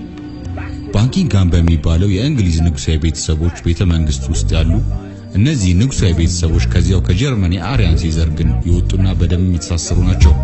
And on Prince Philip's side, the husband of the Queen of England, he's a Mountbatten, which is really Battenberg. Again, another German line. In 1917, they changed the name from Battenberg to Mountbatten, from the House of Saxe-Coburg to Windsor, because at that time, you may recall, the German nation and the British nation were knocking hell out of each other in the trenches of northern France. And it was good PR from the British royal family's point of view to just change their name to sound more English. And this is just the farce and the facade behind so much, or behind which so much goes on. In the councils of government, we must guard against the acquisition of unwarranted influence, whether sought or unsought, by the military-industrial complex. The potential for the disastrous rise of misplaced power exists and will persist. We must never let the weight of this combination endanger our liberties or democratic processes. ጨለማ የለበሰው የሂትለር ናዚ ስርወ መንግስት እንዳበቃ አሜሪካኖችና እንግሊዞች በጀርመን የሚገኙ የሂትለር ምስጢራዊ የምርምር ላቦራቶሪዎችን፣ የጥናት ተቋሞችን እንዲሁም የደህንነትና የስለላ ፋይሎችን የያዙ በርካታ ህንጻዎችን በከፍተኛ ደረጃ ይበረብሩ ገቡ። የፍተሻቸውም ውጤት ያረጋገጠላቸው የሂትለር ሳይንቲስቶች የእውቀት ደረጃ በጊዜው እነርሱ ከነበሯቸው ሳይንቲስቶች በእጅጉ የላቀ እንደነበር ነው። ብዙዎቹ እነዚህ የሂትለር ሳይንቲስቶች ግን የናዚ መንግስት በ1945 እንደ አውሮፓውያን አቆጣጠር በተገረሰሰ ጊዜ እግሬ ያውጪኝ ብለው ከጀርመን ወደ ተለያዩ የዓለም ክፍሎች ፈርጥጠው ከዓይን ጠፍተው ነበር። ለእንግሊዞችና ለአሜሪካኖች እነኚህ የባለ ብዙ ዕውቀት ባለቤቶች የሆኑት የሂትለር ሳይንቲስቶች ዕውቀታቸውን ይዘው ያለ አድራሻ መሰወራቸው አሳሳቢ ስለሆነባቸው በሐምሌ ወር 1945 እንደ አውሮፓውያን አቆጣጠር ፕሮጀክት ፔፐር ክሊፕ ብለው አንድ ከፍተኛ ፕሮጀክት ነድፈው በሥራ ላይ አዋሉ። የፕሮጀክት ፔፐር ክሊፕም ዓላማ በዓለም ላይ የተበተኑ የሂትለር ሳይንቲስቶችን አሳደው ይዞ ወደ ፍርድ ለማምጣት ሳይሆን ሳይንቲስቶቹ በተራቸው ለአሜሪካ መንግስት በስውር እንዲሰሩ ለማድረግ ነበር። ይህም ፕሮጀክት በፕሬዝዳንት ትሩመን ፈቃጅነት ሥራ ላይ ውሎ እስከ 1600 የሚሆኑ የሂትለር ከፍተኛ ሳይንቲስቶች ከዓለም ላይ ተይዘው ወደ አሜሪካ ተወስደው ከዚያ ጊዜ በኋላ ለአሜሪካ መንግስት እንዲሰሩና እንዲያገለግሉ ሆነዋል። ከነኚህ ሳይንቲስቶች መካከል ጆሴፍ መንድሌ በመባል የሚታወቀውና በጨካኝነቱ ወደር እንደሌለው የሚነገርለት የሂትለር ሳይንቲስት አንዱ እንደነበር የሚጠቁሙ ጥናቶች በአሁኑ ወቅት በገሃድ ወጥተው ይገኛሉ። በዓለም ባሉ ምስጢራዊ ማህበራት ዙሪያ የተጻፉትን መጽሐፍ ስናነብ የቀድሞ የእንግሊዝ ጠቅላይ ሚኒስትር የነበሩት ቶኒ ብሌር የፍሪሜሰነሪ ምስጢራዊ ማህበር አባልና በዚያም ማህበር የባለ 33 ዲግሪ ማዕረግ ባለቤትም መሆናቸውን እንረዳለን። ቶኒ ብሌር በሙያቸው ጠበቃ ሲሆኑ እንደ ብዙዎቹ የእንግሊዝ ጠበቆችና ዳኞች ቶኒ ብሌር የንግስቲቱ አማካሪና ጠበቃ ወይም ኩዊንስ ካውንስል ኤንድ ባሪስተር በመባል ይታወቃሉ። ይህ የተለየ ሙያ መሰረቱ ቴምፕልስ ባር በሚባለው የፍሪሜሰነሪ ተቋም ሲሆን የተመሰረተውም በ12ኛው ክፍለ ዘመን እንደ አውሮፓውያን አቆጣጠር ነው። በዚህ መሰረት ቶኒ ብሌር በአባልነት የተመለመሉት በ1591 በተመሰረተውና ስታድሆም ሎጅ በመባል በሚታወቀው የፍሪሜሰነሪ ቅርንጫፍ ተቋም ውስጥ ነው። አባሪ ጥናቶች እንደሚያመለክቱት ከ6 የእንግሊዝ ፖሊሶች የዚህ የሰይጣናዊ የሆነው የፍሪሜሰነሪ ምስጢራዊ ማህበር አባል ናቸው። በአሁኑ ወቅት እስከ 600,000 የሚደርሱ ሜሰኖች ወይም የፍሪሜሰነሪ አባላት በእንግሊዝ እንዳሉ ሲገመት ሁሉም ቁልፍ በሆኑ የአስተዳደር የሴኩሪቲና የዳኝነት ሥራዎች ላይ ተሰማርተው ይገኛሉ። ዳግማዊ ንግሥት ኤልዛቤትም ራሳቸው የፍሪሜሰነሪ አባል ሲሆኑ በዚህ ማህበር ውስጥ ግራንድ ፓትሮነስ ኦፍ ኢንተርናሽናል ፍሪሜሰነሪ የሚባል ትልቅ ስልጣን አላቸው። ዘ ብራዘርሁድ የተባለው ታዋቂ መጽሐፍን የጻፉት ስቲቨን ስናይድ እንደሚሉት ዌስትሚኒስተር እየተባለ የሚታወቀው የእንግሊዝ ቤተ መንግስት ለብዙ አምልኮተ ሰይጣን ስርዓቶች የመገልገያ ቦታም ጭምር ነው። ናይት እንደሚሉት ብዙዎቹ እነዚህ ስርዓቶች የሰው ልጆችንም በመሰዋት ላይም የተመሰረቱ ናቸው።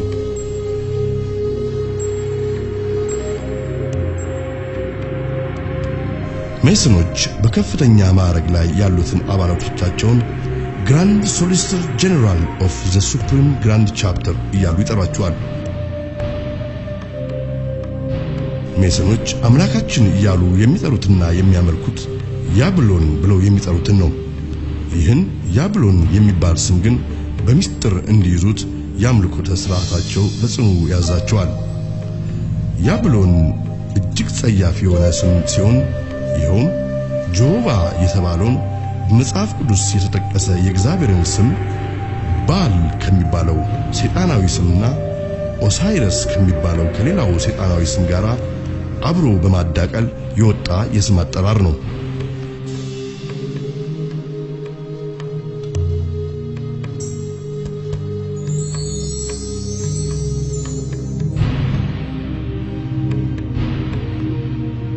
በሌላ አነጋገር ያብሎን ማለት ሰይጣን እንደ እግዚአብሔር ራሱን በአንድነትና በሶስትነት ልመለክ ይገባኛል ብሎ የሚያቀርብበት የስም አጠራር ነው።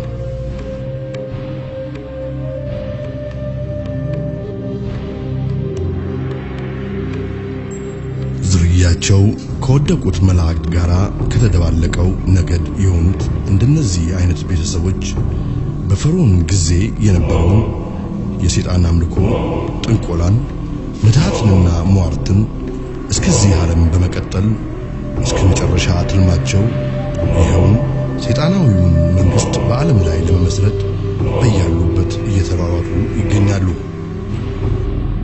የዚህ የተባለው ሰይጣናዊ መንግስት ወይም the new world order እየተባለ የሚጠራው ዋነኛ ጽሕፈት ቤት ከተሞች ለንደን እንግሊዝና ዋሽንግተን ዲሲ አሜሪካ ናቸው። ሁለቱም ከተሞች ከታሪካቸውና ከመሰራረታቸው አንስቶ በፈርዖን ጊዜ እንደነበረው የሰይጣን አምልኮትን ጥንቆላን እና ምትሃትን መሰረት ያደረገ ነው። ይህ ማለት በእነኚህ ሁለት ከተሞች ውስጥ ያለውን የፈጠጠ ጉድ ለማየት የሚችል አይን ለመስማትም መስማት የሚችል ጆሮ ያስፈልጋል። ይህም የተባለበት ምክንያት የሁለቱ ከተሞች ሚስጥር በምልክቶች በቁጥሮችና በኮከብ አቆጣጠር ጥበብ የተመሰረተ ስለሆነ ይህን መረዳት ለሚችል ሰው ግልጽ ሲሆን መረዳት ለማይችል ሰው ደግሞ በጣም የተደበቀ ነው። ዋሽንግተን ዲሲ ወይም የኮሎምቢያ ግዛት ዋሽንግተን ልክ እንደ ለንደን እንግሊዝ የድራጎን ወይም ደግሞ የቀዩ ዘንዶ ኃይልን መሰረት ባደረገ ፍሪሜሰንሪ በመባል በሚታወቀው በአምልኮተ ሰይጣን ሃይማኖት ዘርፍ ውስጥ ባለ ቡድን ይህም ከቀራጮቹ ወገን በሆኑት የተነደፈና የተከተመ ከተማ ነው።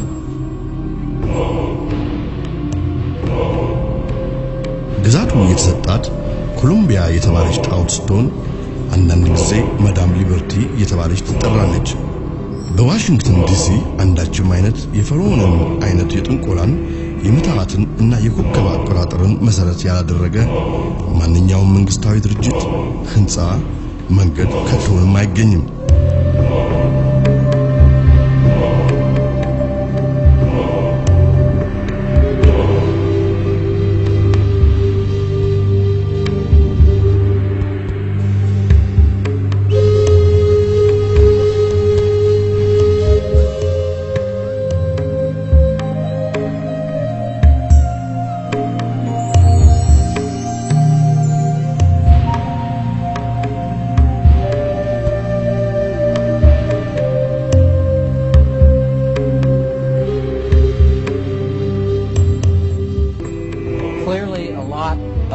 Designers and architects of Washington, D.C.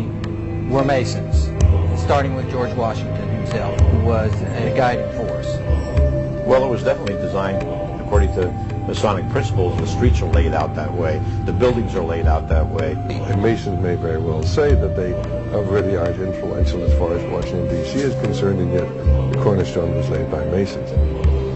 You see that the inverted five-pointed star, which is the go-to Mindy's, built into the streets of Washington, D.C. There is a pentagram to the north of the White House. No one can have that happen accidentally. It's Baal worship. That's what you're involved in. That is what Masonry is based upon, the power of the dragon. In a word, hogwash. When you want to talk about symbols and what they mean, you really have to look at who's offered these symbols. With symbols, there are always multiple levels. Symbols reveal and they conceal.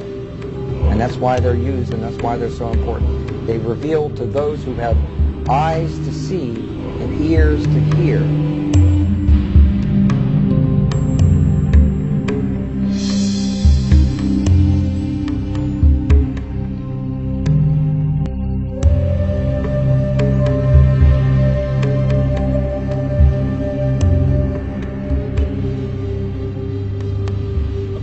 ዋሽንግተን ዲሲን ከመሰረቱና ፊርማቸውን ከተማው ሲመሰረት ካሰፈሩ 52 ሰዎች 50ዎቹ በትክክል የፍሪሜሰን መሆናቸው በትክክል የተረጋገጡ ሰዎች ሲሆኑ ሁለቱ ሰዎች ብቻ ናቸው የፍሪሜሰንስ ያልነበሩት።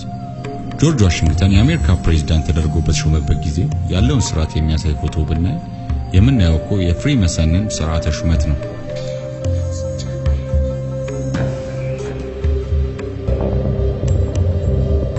On the back of the dollar bill, you'll see the symbol on the left hand. በአንድ ዶላር የአሜሪካ ብር ጀርባ ላይ ያለው ምልክት እንደሚያሳየው በግራ በኩል አኑኮሎፒቲያስ የሚል ላቲን ጽሑፍ ይገኛል። ትርጉሙ የማህበራችን ዓላማ ከግብ ደረሰ ማለት ነው። የትኛው የማህበር ወይም የድርጅት ዓላማ ቢሉ ደግሞ ኖቮ ኦዶ ሰኩላሪያም የሚል ጽሑፍ ወረድ ብሎ ተጽፎ ይገኛል። ትርጉሙ አዲሱ የዓለም መንግስት ማለት ነው። ጆርጅ ቡሽ ቀዳማዊም የተናገረው ይህንኑ ነው። 1934 ፌደራል ሪዘርቭ የተመሰረተበትና የአሜሪካ የገንዘብ ኃይል ሙሉ በሙሉ በቁጥጥሩ ያደረገበት ጊዜ ነው። ይህ እንግዲህ ዓለምን ሊቆጣጠር ያለመው የምስጢራዊ ማህበር ምልክት ነው። ፍሪ መሰነሮች ኢሉሚናቲ ብለው የሚጠሩት በጀርመን ቢሪያ የተጀመረ ምስጢራዊ ማህበር ነው። እንግዲህ ይህ ኢሉሚናቲ የሚባለው ምስጢራዊ ድርጅት የተመሰረተው መጀመሪያ በ1774 እንደ አውሮፓውያን አቆጣጠር ሲሆን ይህ የትሪያንግል ቅርጽ ያለውና ብርሃን ሲፈነጥቅበት የሚታየው ይህ ምስል የሚገልጸው ሆረስ እየተባለ የሚጠራው የግብጽ ፈርዖኖች ያመልኩት የነበረው የሰይጣን ምልክቱ ሲሆን እንግዲህ ይህ ፒራሚድ በአሜሪካ ሳይሆን በግብጽ ነው የሚገኘው። ለምን በአሜሪካ $1 ብር ላይ እንደተደረገ ማወቅ ከተፈለገ ምክንያቱ ይህ ነው። በአምልኮተ ሰይጣን ውስጥ በነበሩ የቀድሞ ግብጻውያን እምነት መሰረት ፀሐይ ጠዋት ስትወጣ እነርሱ አምላካችን የሚሉት የሰይጣን ልጅ ወይም ሰን ተወለደልን ይላሉ። ይህ እንግዲህ 666 በዚህ ዓለም በስጋ መወለዱን ወይም እንደሚወለድ የሚናገሩበት ምስጢራዊ አገላለጻቸው ነው። ስሙም እንግዲህ ሆረስ ነው ማለት ነው። በፒራሚዱም እንደሚታየው ከ13 ክፍሎች ተዋቅሮ የተሰራ ነው። ከበታች የተጻፈው በ1776 የሚለው የሚያሳየው ብዙ ሰዎች እንደሚመስላቸው ሀገሪቱ የተመሰረተበት ጊዜ ሳይሆን የኢሉሚናቲ የሚባለው ሰይጣናዊ ማህበር በአሜሪካ በግልጽ ስራ መጀመሩን ነው። ይህ ማህበር ነው እንግዲህ በአሁኑ ወቅት በሰፊው የሚታየው የኮሎምቢያ አንጃ በመባል የሚታወቀው ምስጢራዊ የፍሪ መሰነሪ ቅርንጫፍ በአሜሪካ የመሰረተው። በዚህ ሳቢያም ነው ዛሬ የምናውቃቸው ኮሎምቢያ ሙቪ፣ ኮሎምቢያ ስፔስ ሸትል ወዘተ የተባሉ የተሰየሙ ድርጅቶች የዚህ የኮሎምቢያ አንጃ ከሆኑ የፍሪ መሰነሪ ማህበር ቅርንጫፍ ስፖንሰር የተደረጉ ድርጅቶች ናቸው። ለዚህም ነው መንግስታችን በዲስትሪክት ኦፍ ኮሎምቢያ ውስጥ ነው ያለው የሚባለው። ምክንያቱም እነኚህ ሰዎች መንግስታችንን ከጀርባ ሆነው ስለሚቆጣጠሩ ነው። የምንገበያይበት ገንዘብ የሚያተሙት እነሱ ናቸው። እኛም በእነሱ ቁጥጥር ስር ነን። በዚህ ምክንያት ነው ማን ማንን ይግደል፣ ማን በማን ይገደል ሁሉም የሚፈርዱትና የሚወስኑት እነሱ ናቸው። ቀደም ብዬ እንደተናገርኩት 13 ቁጥር ለዚህ ለሰይጣናዊ ማህበራት የአምልኮ ስርዓት ውስጥ ከፍተኛ ዋጋ የሚሰጠው ቁጥር ነው። እዚህ ጋር 13 ኮከቦች፣ 13 ቅጠሎች፣ 13 ጦሮች ወዘተ ሲታዩ ሌሎችም በ13 ቁጥር እየተባዙ የሚገኙ ምስሎች አሉ። ስለዚህ ይህ የዶላር ብር በፍሪ መሰነሪዎች ዲዛይን እንደተደረገ በግልጽ እናያለን። እዚህ ጋር ደግሞ አነስ ብሎ የሚታይ የጉጉት ምስል እናያለን። ጉጉት በፓኒሚያን ሶሳይቲ የሚባለው በአሜሪካን የሚገኝ ሌላው የፍሪ መሰነሪ ማህበር ቅርንጫፍ ነው። አባላቱ በአመት አንድ ጊዜ በሐምሌ ወር በካሊፎርኒያ በሚስጥር በአምልኮ ሰይጣን ስርዓት ላይ ለመሳተፍ ይሰበሰባሉ። ሁሉም የቀድሞ የአሜሪካ ፕሬዝዳንቶች በዚህ ስርዓት ላይ ሲሳተፉ የሚያሳይ የፎቶግራፍ ማስረጃን በእጅ ይገኛል። የጉጉትንም ምስል የማህበራቸው መለያ ምልክት አድርገው የመረጡበት ምክንያት ጉጉት በጨለማ የማየት ችሎታ ያለው እንስሳ በመሆኑ እኛ በጨለማ ሆኖ የሌላው የዓለም ህዝብ የተደበቀ ዕውቀትና ምስጢር እኛ እናውቃለን ሲሉ ነው። Today, the Colombian faction of the Illuminati came here right after this government was formed, and that's where we get today Columbia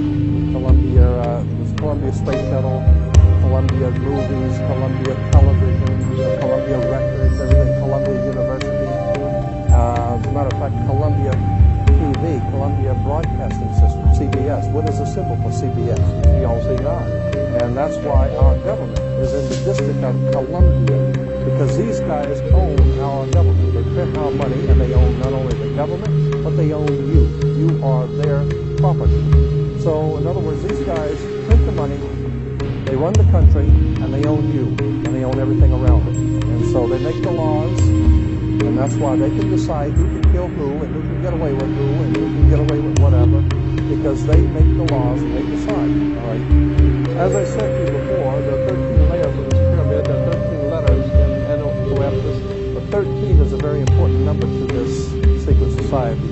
The 13 stripes, the 13 stars here, which make up the Star of David. The 13 berries, the 13 leaves, 13 arrows.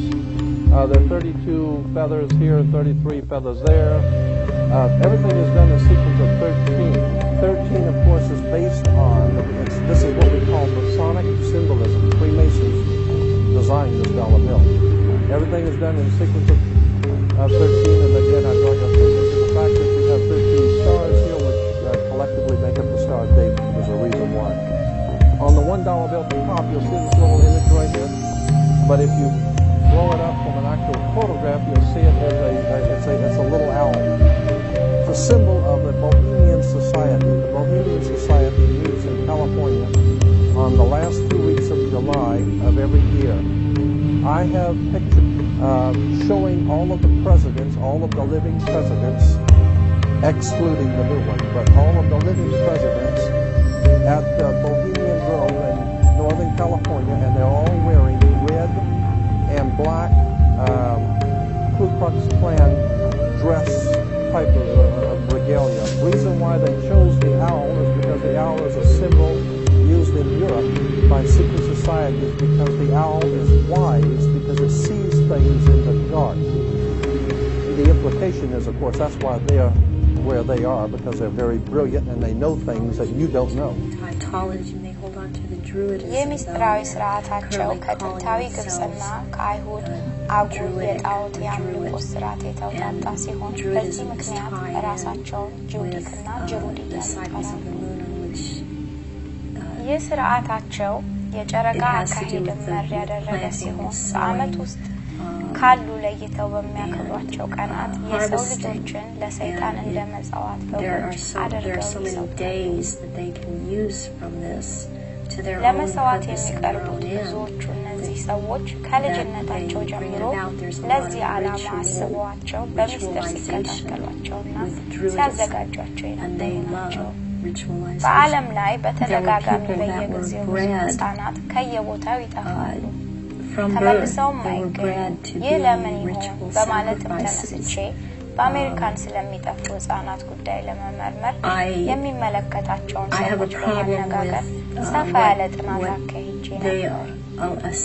በአሜሪካን ሕግ መሰረት በማንኛውም የአሜሪካን ሆስፒታሎች ሆነ የማዋለጃ ተቋማት የሚወለዱ ልጆች በሙሉ እንደተወለዱ ናሽናል ሬጅስተር ተብሎ በሚታወቀው የሀገሪቱ ፋይል ውስጥ ተመዝግበው የየግል ፋይል ሊኖራቸው ይገባል።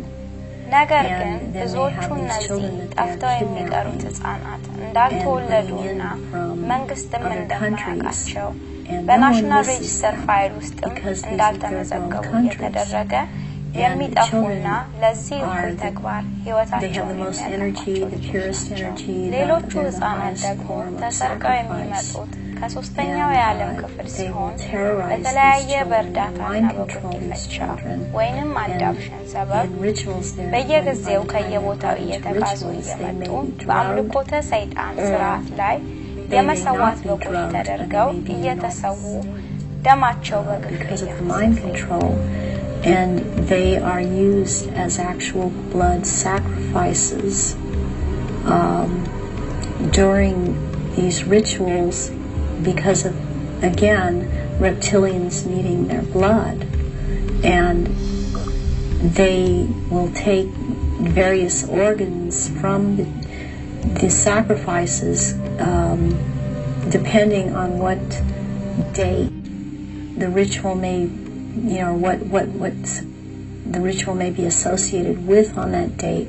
But they will also slit the throat from the left ear to the right ear, and the blood will be gathered in a goblet, and it will be dispersed among the reptilians, and dispersed among also after that among people that have been participating in these rituals. And I was an FBI agent for 27.5 years.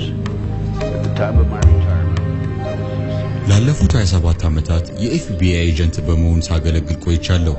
ጡረታም ለወጣ አካባቢ በኤፍቢአይ ቢሮ ስር ይካሄድ የነበረው በአሜሪካ ባሉ ሰይጣን አምላኪዎች የሚፈጸሙ ወንጀሎችን እንዲያጣራ የተዋቀረ ቡድን በአዛዥነት ሆኜ መርቻለሁ።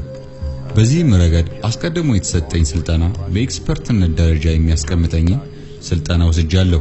በዚህም መሰረት ከተለያዩ ምንጮች በደረሰኝ መረጃዎች እንዳረጋገጥኩት በተለያዩ ሙያ ላይ ያሉ ሰዎች፣ ዳኞች፣ ፖሊሶች፣ ጠበቆች፣ ዶክተሮች እንዲሁም በጣም የታወቁ ብዙ ሰዎች በዚህ በአምልኮተ ሰይጣን የተጠመዱ መሆናቸውን በምርመራዬ ደርሼበታለሁ።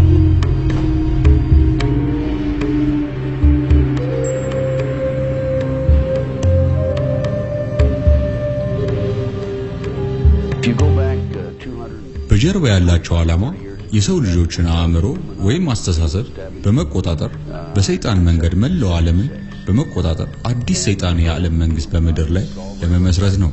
በአሁኑ ወቅት በአሜሪካ ብቻ እስከ 4 ሚሊዮን የሚደርሱ ሰይጣን አምላኪዎች መኖራቸውን በጥናት ያረጋግጫለሁ።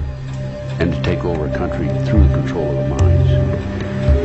So what's happening in America, based on my research and my interviews with numerous individuals, is that the powers that be, the higher-ups, the people in the Illuminati are using the satanic cults as a means and as a tool to condition individuals and to make them victims of the mind control, MK Ultra mind control program. There's probably close to 4 million practicing Satanists in the United States alone, based on my intelligence information.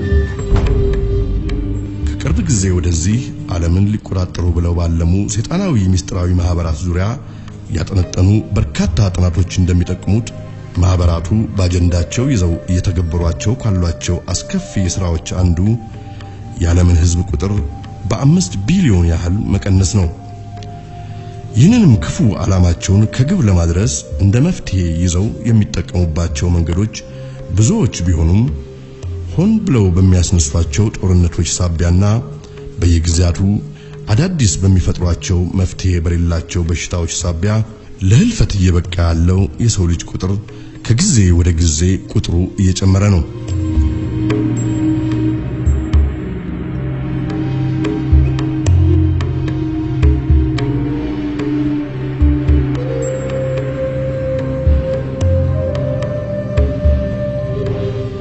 በስራዬ እንዳየሁትና ብዙዎቹንም በሲአይኤ የተደረጉ ሚሽኖችን በመሪነት ደረጃም ተቀምጬ እንዳስፈጸምኩት በሲአይኤ የተሰሩትና እየተፈጸሙ ያሉ ስውር ስራዎች በሙሉ እንዴት አድርገን በሶስተኛው የዓለም ክፍል ያሉትን መንግስታትና ህዝቦችን እርስ በርሳቸው ማጋጨትና ደም ማፋሰስ እንዳለብን የሚያስችሉ ክፉ ስራዎችን በመፈጸም ላይ የተመሰረቱ ናቸው። ለህዝቦቻቸው በቅንነት የሚሰሩ መንግስታትን ገርስሰን ከስልጣናቸው በመጣል ለራሳችን ዓላማ አገራቱና ህዝቡ እንዲውሉ በተደጋጋሚ አድርገናል። የዓለም ህዝብ ህግ ሊፈቅደው የማይችለው ብዙ ወንጀሎችን ፈጽመናል። I think it was in the mid-80s that I coined this phrase, the Third World War, because in my research I realized that we were not attacking the Soviet Union and the CIA's activities. We were attacking people in the Third World. And I'm going to just quickly, in the interest of time, just give you a little sense of what that means, this Third World War. Basically, it's the third, I believe, in terms of loss of life and human destruction, the third bloodiest war in all of history. They undertake to run operations in every corner of the globe. They also undertook the license of operating just totally above and beyond U.S. laws. They had a license, if you will, to kill, but also they took that to a license to smuggle drugs, a license to do all kinds of things to other people in other societies in violation of international our law and every principle of nations working together for a healthier and more peaceful world. Meanwhile, again, they battled to convert the U.S. legal system in such a way that it would give them control of our society. He said in the 14 years before he did his investigation that he found they had run 900 major operations and 3,000 minor operations.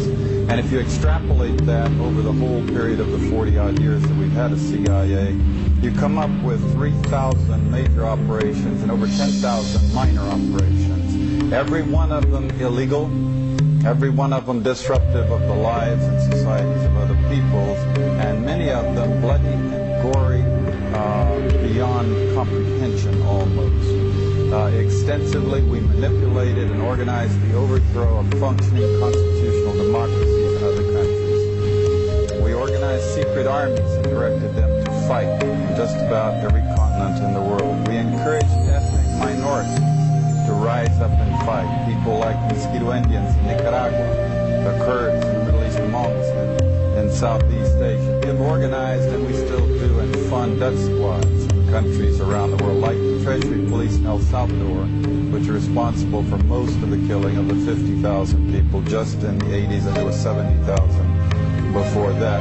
Orchestration, CIA, secret teams, and propaganda led us directly into the creation Korean War. We were attacking China from the islands of Quemoy, Matsu, Thailand, Tibet. A lot of drug trafficking involved in this, by the way, until eventually we convinced ourselves to fight the Chinese and Korean. We had the Korean War and 1 million people were killed. Same thing for the Vietnam War, and we have extensive documentation of how the CIA was involved at every level of the national security complex with this very cooperative thing into manipulating the nation into the Vietnam War. Odo Abkeyo በተለይ ሰይጣናዊ የሆነው የፍሪሜሰንሪና የኢሉሚናቲ ምስጢራዊ ማህበር ዋነኛ የማጥቂያ ስልት ነው። ኦዶ አብኬዮ የላቲን ቋንቋ ሲሆን ኦርደር አውት ኦፍ ኬዎስ የሚል የእንግሊዘኛ ትርጉም ያገኛል። በአማርኛም በጭንቅ ሳቢያ የተጸነሰ የመፍትሄ እርምጃ ወይም ስርዓት ተብሎ ሊተረጎም ይችላል። ኦዶ አብኬዮ በተለይ በዓለማችን ላይ ሆን ተብለው እንዲጠነሰሱ በቅድ የነደፏቸው ጦርነቶች እንዲሆኑ ያስቻላቸው የደባ መንገድ ነው። ኦዶ አብኬዮ እንዴት በስራ ላይ እንደሚውል የሚያሳይ ምሳሌ ለማቅረብ ከተፈለገ ብዙ አስቸጋሪ አይሆንም። ከቅርብ ጊዜ በፊት በዓለማችን የተከሰተ አሳዛኝ ታሪክን እንደ ምሳሌ አድርጎ ማቅረብ ይቻላል። በመስከረም 11 2001 እንደ አውሮፓውያን አቆጣጠር በአሜሪካ ኒውዮርክ የሚገኙት የዓለም አቀፍ የንግድ ህንጻዎች ወይም The World Trade Centers በመባል የሚታወቁት ህንጻዎች በበራሪ አውሮፕላኖች ሆን ተብለው ተመተው እንዲወድቁ ተደረገ። ይህ የኦዶ አብኬዮ ፕሮብሌም ክሪኤሽን ስቴጅ ወይም ሆን ብሎ ችግር መፍጠር ብለን የገለጸው የአጀንዳው የመጀመሪያው ክፍል ነው።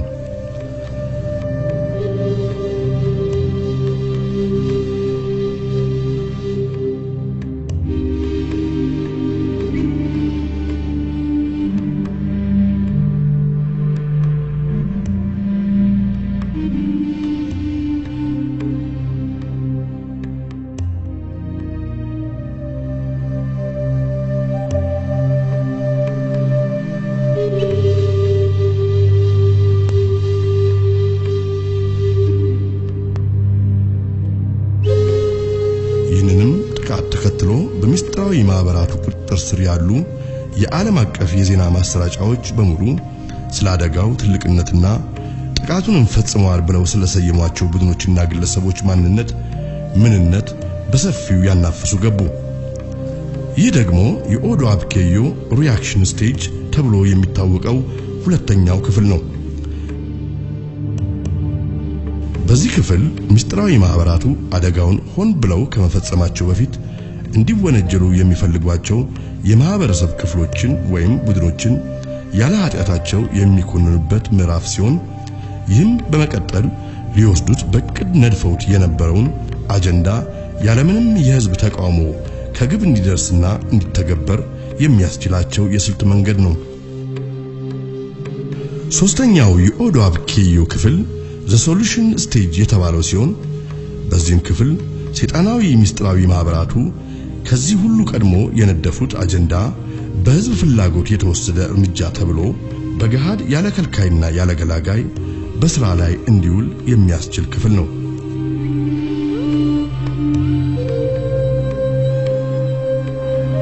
These acts shatter steel, but they cannot dent the steel of American resolve. America was targeted for attack because we're the brightest beacon for freedom and opportunity in the world. And no one will keep that light from shining. I've directed the full resources of our intelligence and law enforcement communities to find those responsible and to bring them to justice.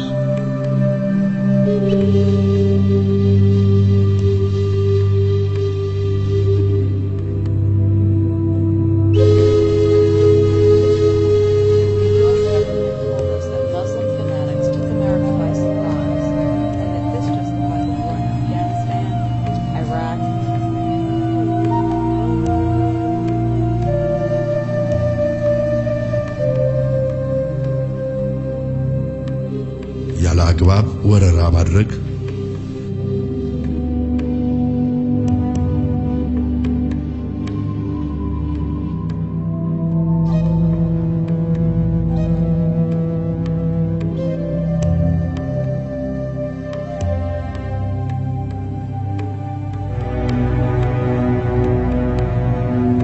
ያለ ፍርድ ማሰር፣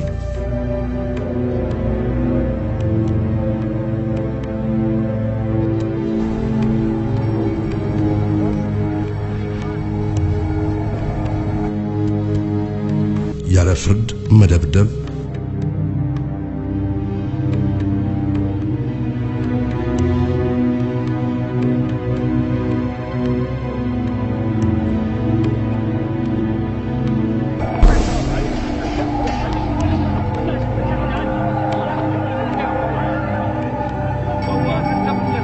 ያለ ፍርድ መግደል፣ ሁሉም በዚህ በኦዶ አብኬዮ ሶስተኛ ክፍል እንደ ትክክለኛ እርምጃ ተቆጥረው የሚተገበሩ ተግባሮች ናቸው።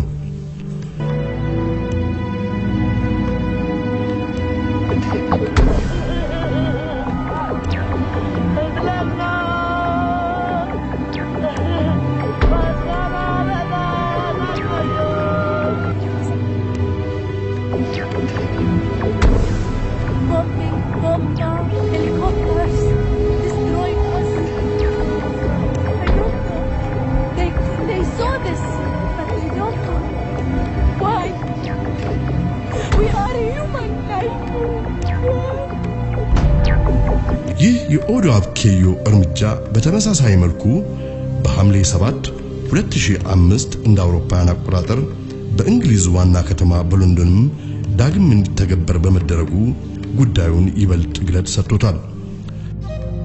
ከአሜሪካው የ9/11 እና ከእንግሊዙ ከ7/7 ክስተት በኋላ ዓለም እንደቀድሞ አይደለችም። What's your point today? What do you want to accomplish today? My point is, I wanted you to go down there and look for your family members. 9/11 isn't true. Crap. This isn't true right here. No, it's just tell me that's fake. Why? Tell me that's why fake. It happened and who was responsible. Okay. The U.S. government. It's not about blame America first. The U.S. government. The 9/11 was the U.S.'s Reichstag fire. Oh, crap. I'm going to go and watch your words. Keep speaking, but you better tell the truth. And all you're doing is bringing America. What do you think we're doing right as a nation? Because obviously the CIA is Here's the thing. Here's the thing. Our definition of patriot is a little bit different. I believe that we should be patriots. As opposed to, obviously, someone. I think we should be patriots, not blind nationalists. Oh, come on. Not blind nationalists. Thomas Paine said, the true duty of a patriot anybody in Iraq is to defend, and I want to get every one of them back. What do you mean by patriot? The true duty of a patriot is to defend his country from its government. What do you mean by someone who speaks the truth when their government is doing the wrong thing. Someone who speaks the truth, especially here. Especially here.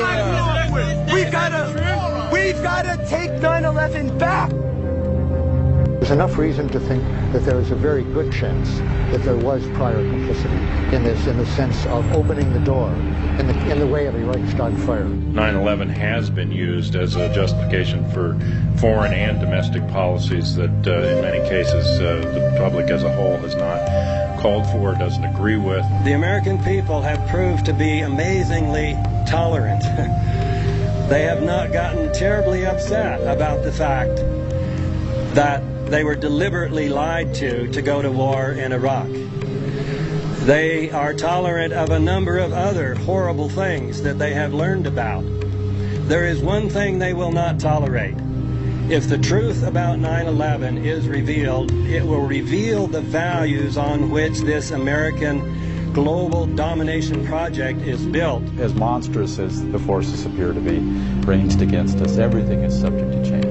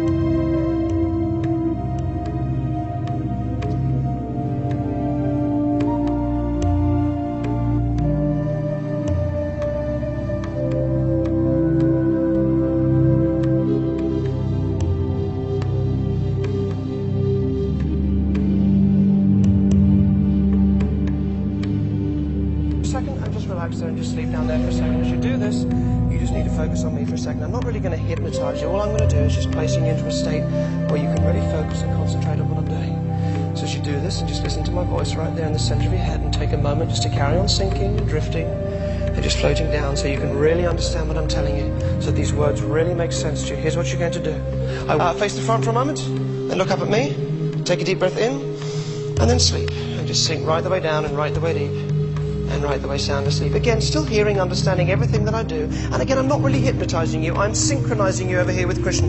So this በ18ኛው ሺህ መጨረሻ አካባቢ ፈረንሳዊ የሕክምና ፕሮፌሰር በርናርድ ሃይን ሂፕኖታይዝድ በሆኑ ሰዎች አእምሮ ላይ የተፈለገን አዲስ ሐሳብ ማስረጽ እንደሚቻል የሚያመላክት ጥናታዊ ጽሑፍ አቀረቡ። There's this kind of diabolical interest in doing experiments on human beings and having that power and control over them.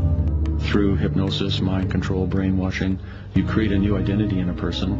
You create an amnesia barrier between their ordinary identity and the new identity or alter personality. The newly created identity can be used for actual operations, that is, explosives, infiltration, surveillance.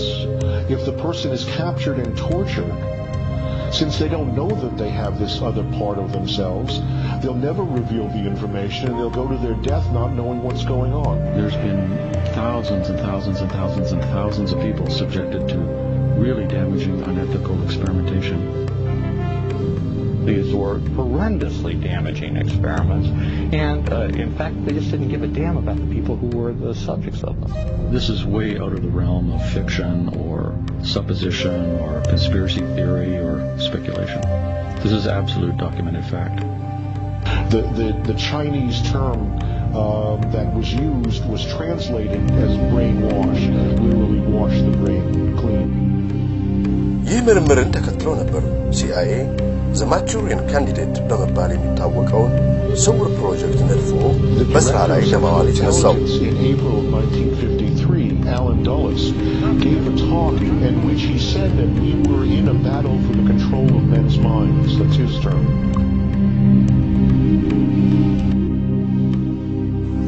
MK Ultra ፕሮጀክት ብዙ ጊዜ የተነደፈና የሰውን አእምሮ ሙሉ በሙሉ መቆጣጠር የሚቻልበትን ሳይንስ በጥልቀትና በስፋት እንዲተገበር የሚያደርግ ፕሮጀክት ወይም እቅድ ሲሆን ከሂፕኖሲስና ከሌሎች መሰል የሰውን አእምሮ መቆጣጠሪያ መንገዶች ወይም ሳይንሶች በተጨማሪ ማይክሮቺፕ ኢምፕላንት በመባል የሚታወቀውን በመጽሐፍ ቅዱስም በዮሐንስ ራእይ ላይ የአውሬው ምልክት ተብሎ የተነገረውን በእጅ ላይ ወይም በጭንቅላት ውስጥ የሚቀበር በአይነቱ ልዩ የሆነ የአእምሮ መቆጣጠሪያ መሳሪያን የሚጠቀም ፕሮጀክት ነው። ማይክሮቺፕ በሬዲዮ ሞገድ የሚታዘዝ መሳሪያ ሲሆን አንዳንዴም RFID ታግ እየተባለ ይጠራል። አስቀድሞ በእንስሳት ላይ ይደረግ የነበረ ሲሆን በአሁኑ ወቅት ግን በሰዎች ላይ እየተደረገ ይገኛል። It was to see if stimulation of the bull's midbrain could short-circuit the rage signals, stopping the bull before it reached the matador. After the bull had recovered from the implantation and in mid-charge, the button was pressed. The bull's aggression ceased instantly. A clearer experiment was performed with cats. In this classic example, the hypothalamus, the rhythm maker, was implanted with electrodes. Could it be responsible not just for rhythms, but also for rage? The switch is turned.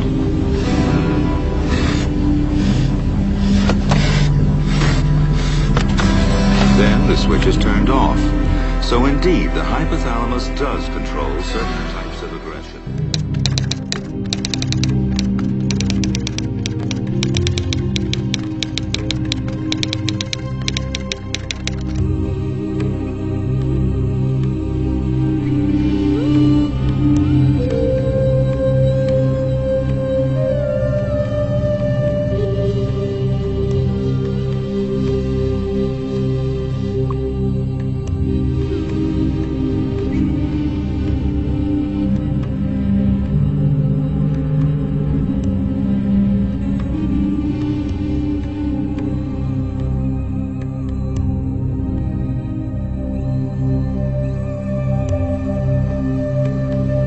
Something has to change, though. They have to find a better way to identify the bad guys, or the rest of us are going to stay home and watch the world go by on television.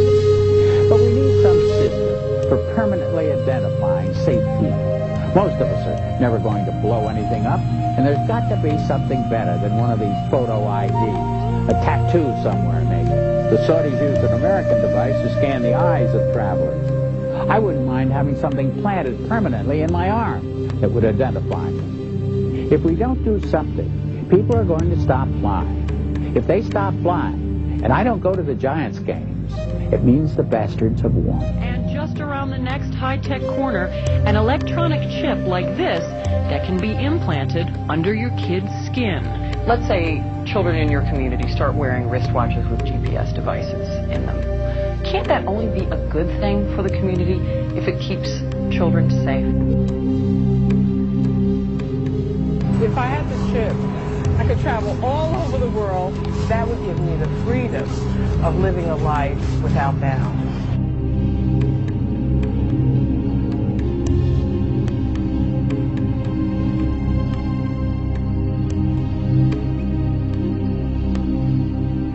ቀደም ሲል በሂትለር ተጀምሮ የነበረውና የከሸፈው በዝርያቸው በባህሪያቸውና በተግባራቸው ከወደቁት መላእክታን ወገን በሆኑት ቡድኖች እየተሰራ ያለው ስራ በሙሉ ዘ ኒው ወርልድ ኦርደር እየተባለ የሚታወቀው ሰይጣናዊ የዓለም መንግስትን በዚህ ዓለም እውን ለማድረግ የሚያስችላቸው የደባ ተግባር ነው።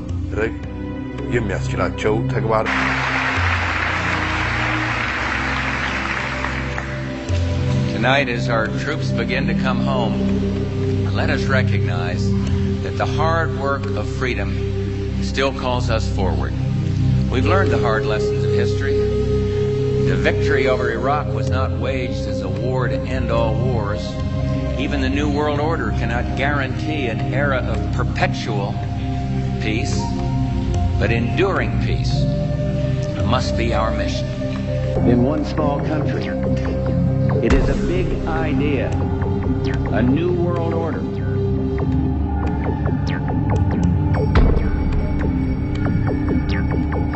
And this is the best chance to begin to establish the new world order.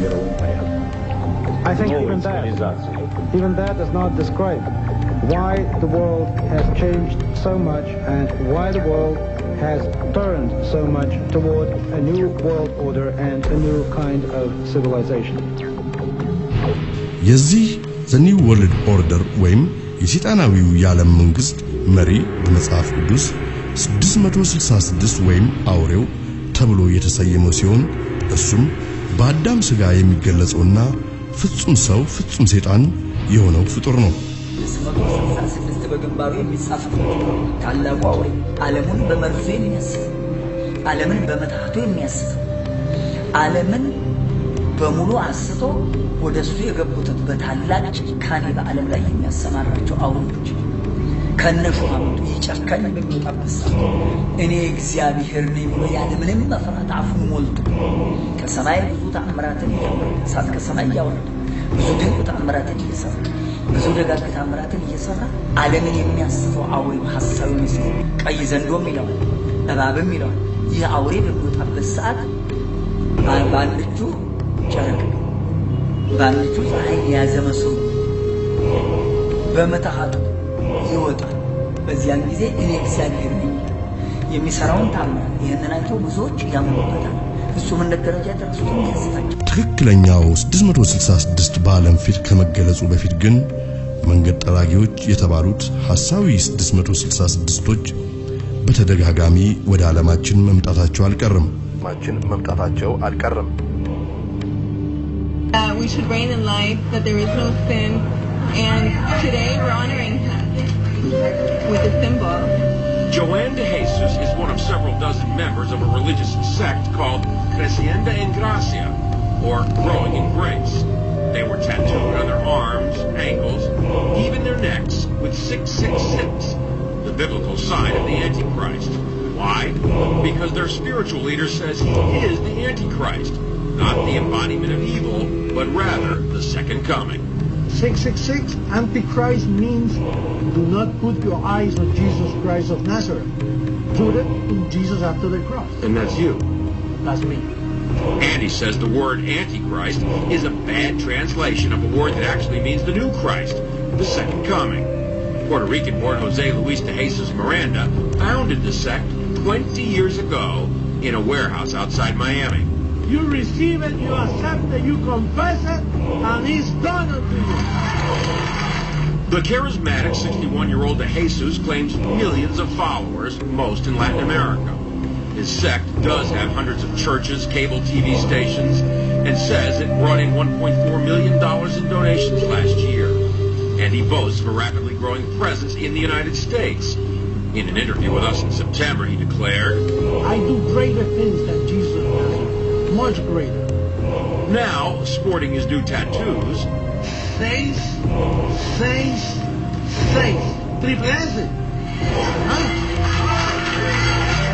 De Jesus says those expecting the second coming of Christ on a cloud with angels have misinterpreted what Jesus himself said. He said it.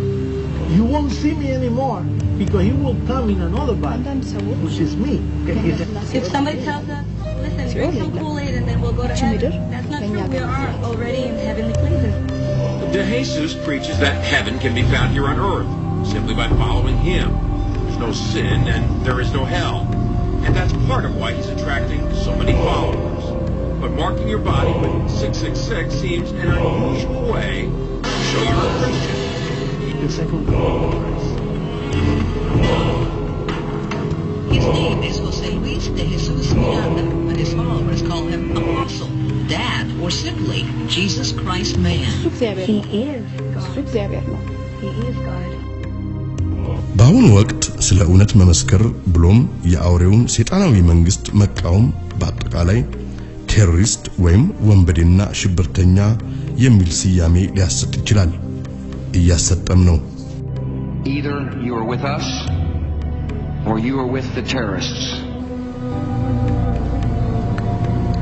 እነኚህ ለሰይጣን ያደሩ ወገኖች ከመጀመሪያውም ቢሆን መጽሐፈ ሄኖክን ከዓለም ፊት ለማጥፋት ያደረጉት ጥረት የነርሱን ምንነትና ማንነታቸውን ወደ ብርሃን የሚያወጣ ጽሑፍ ስለሆነ ነው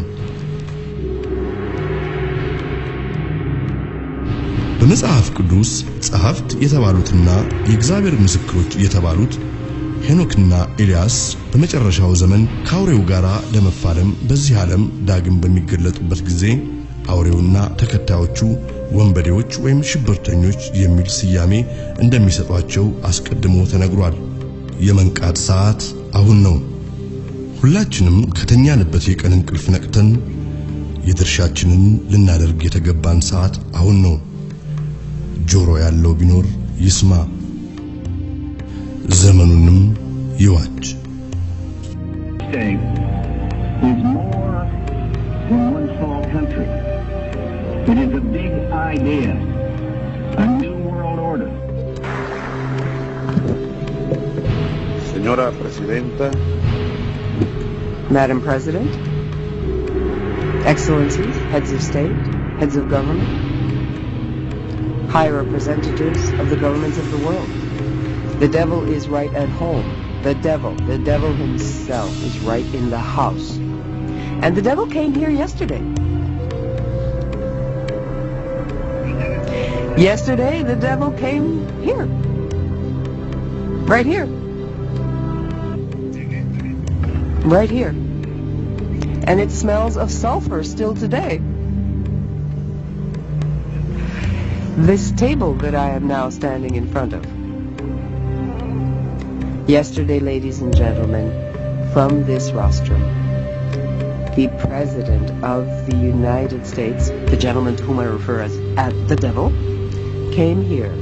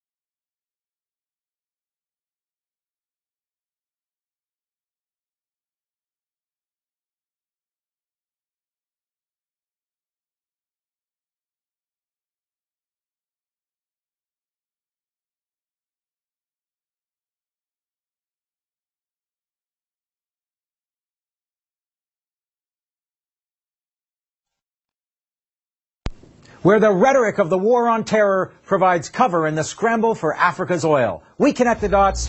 You are here on the map. Tonight, Africa's ungoverned spaces. We translate Washington's newest addition to the lexicon of intervention. We talk to a former top-ranking UN official with a very undiplomatic take on the Pentagon's plans for a new military command in Africa. Then, a special documentary report on the invasion of Somalia, the first field test of America's new strategy. And then we wrap up the map and roll out a slideshow of our greatest hits and bits.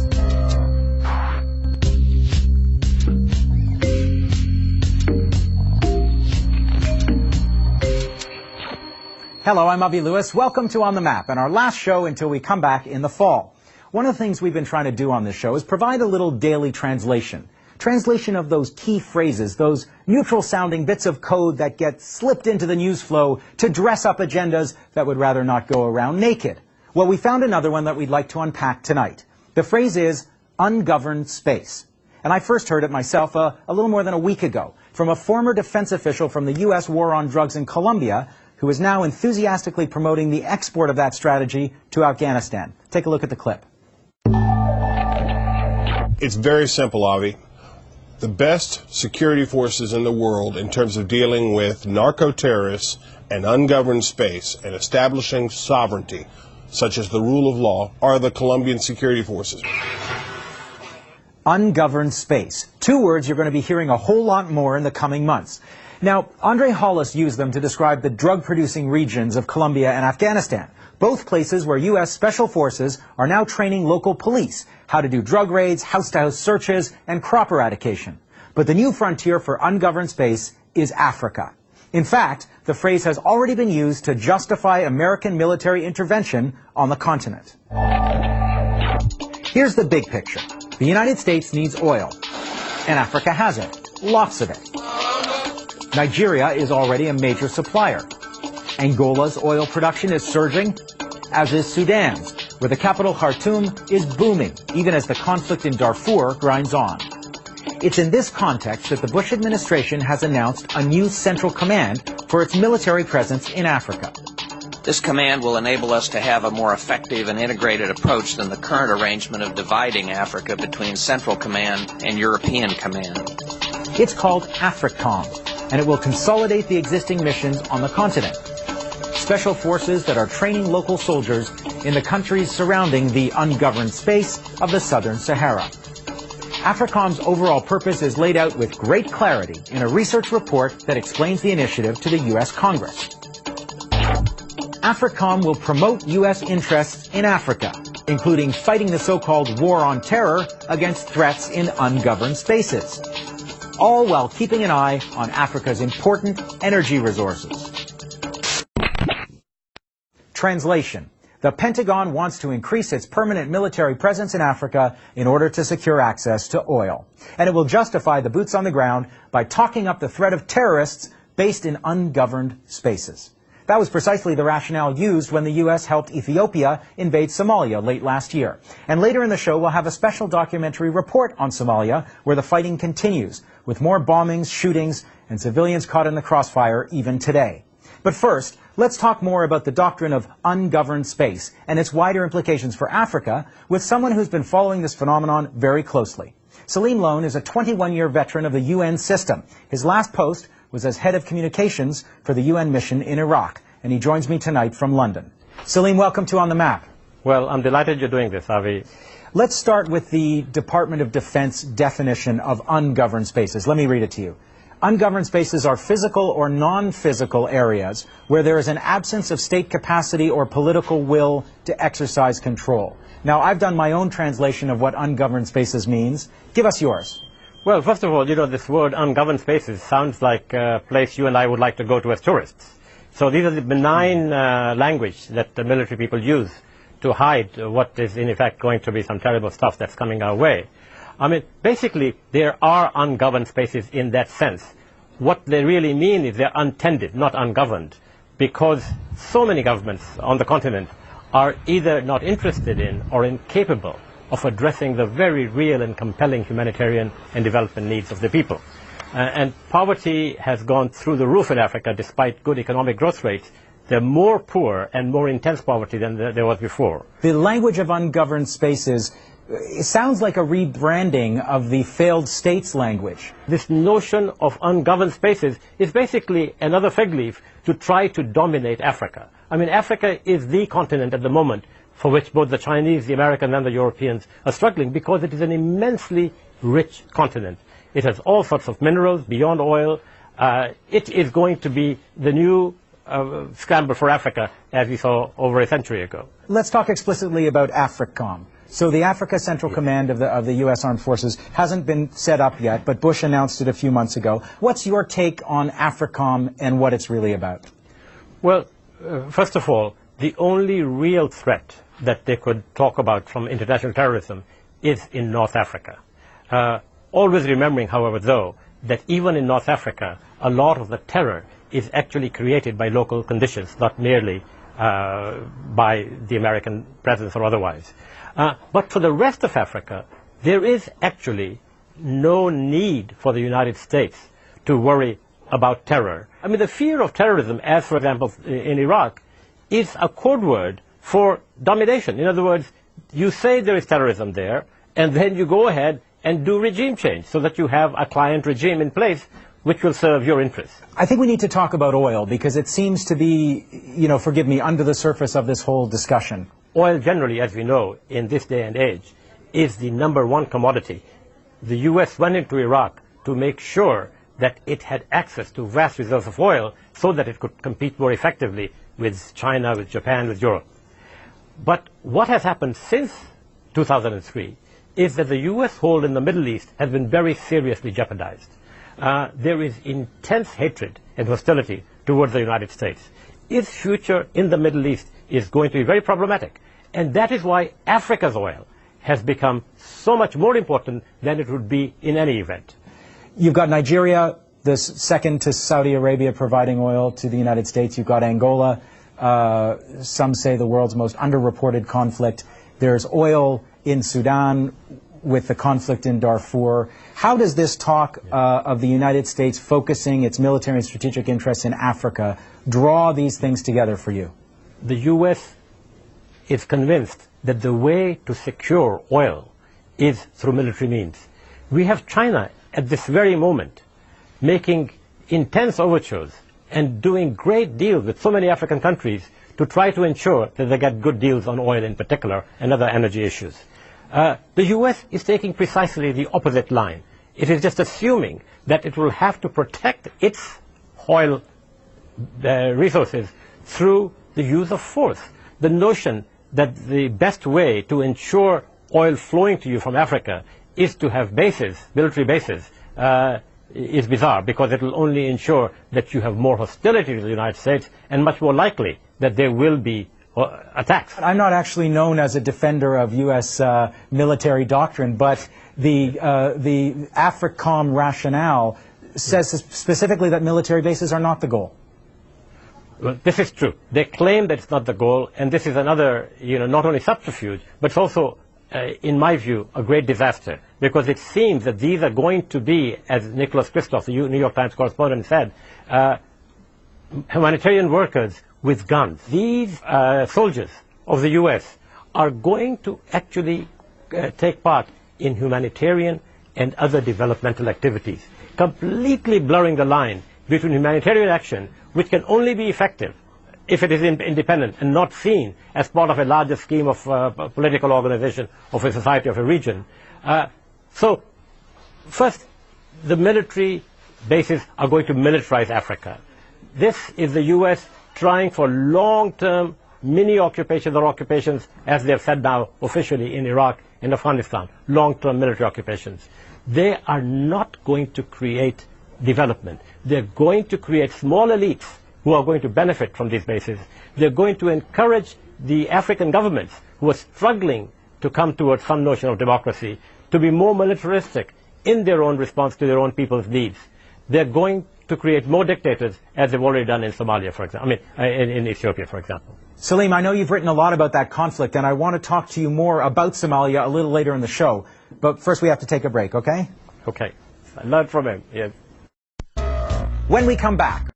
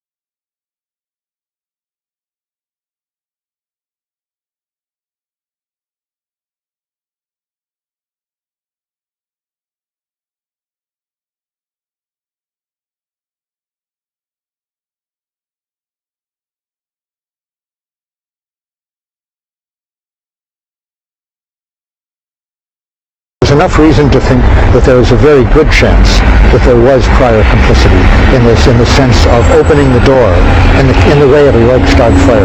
9/11 has been used as a justification for foreign and domestic policies that in many cases the public as a whole has not called for, doesn't agree with. The American people have proved to be amazingly tolerant.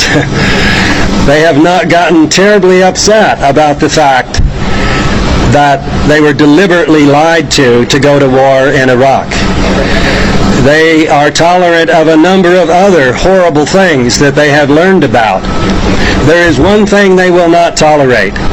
If the truth about 9/11 is revealed, it will reveal the values on which this American global domination project is built. As monstrous as the forces appear to be ranged against us, everything is subject to change.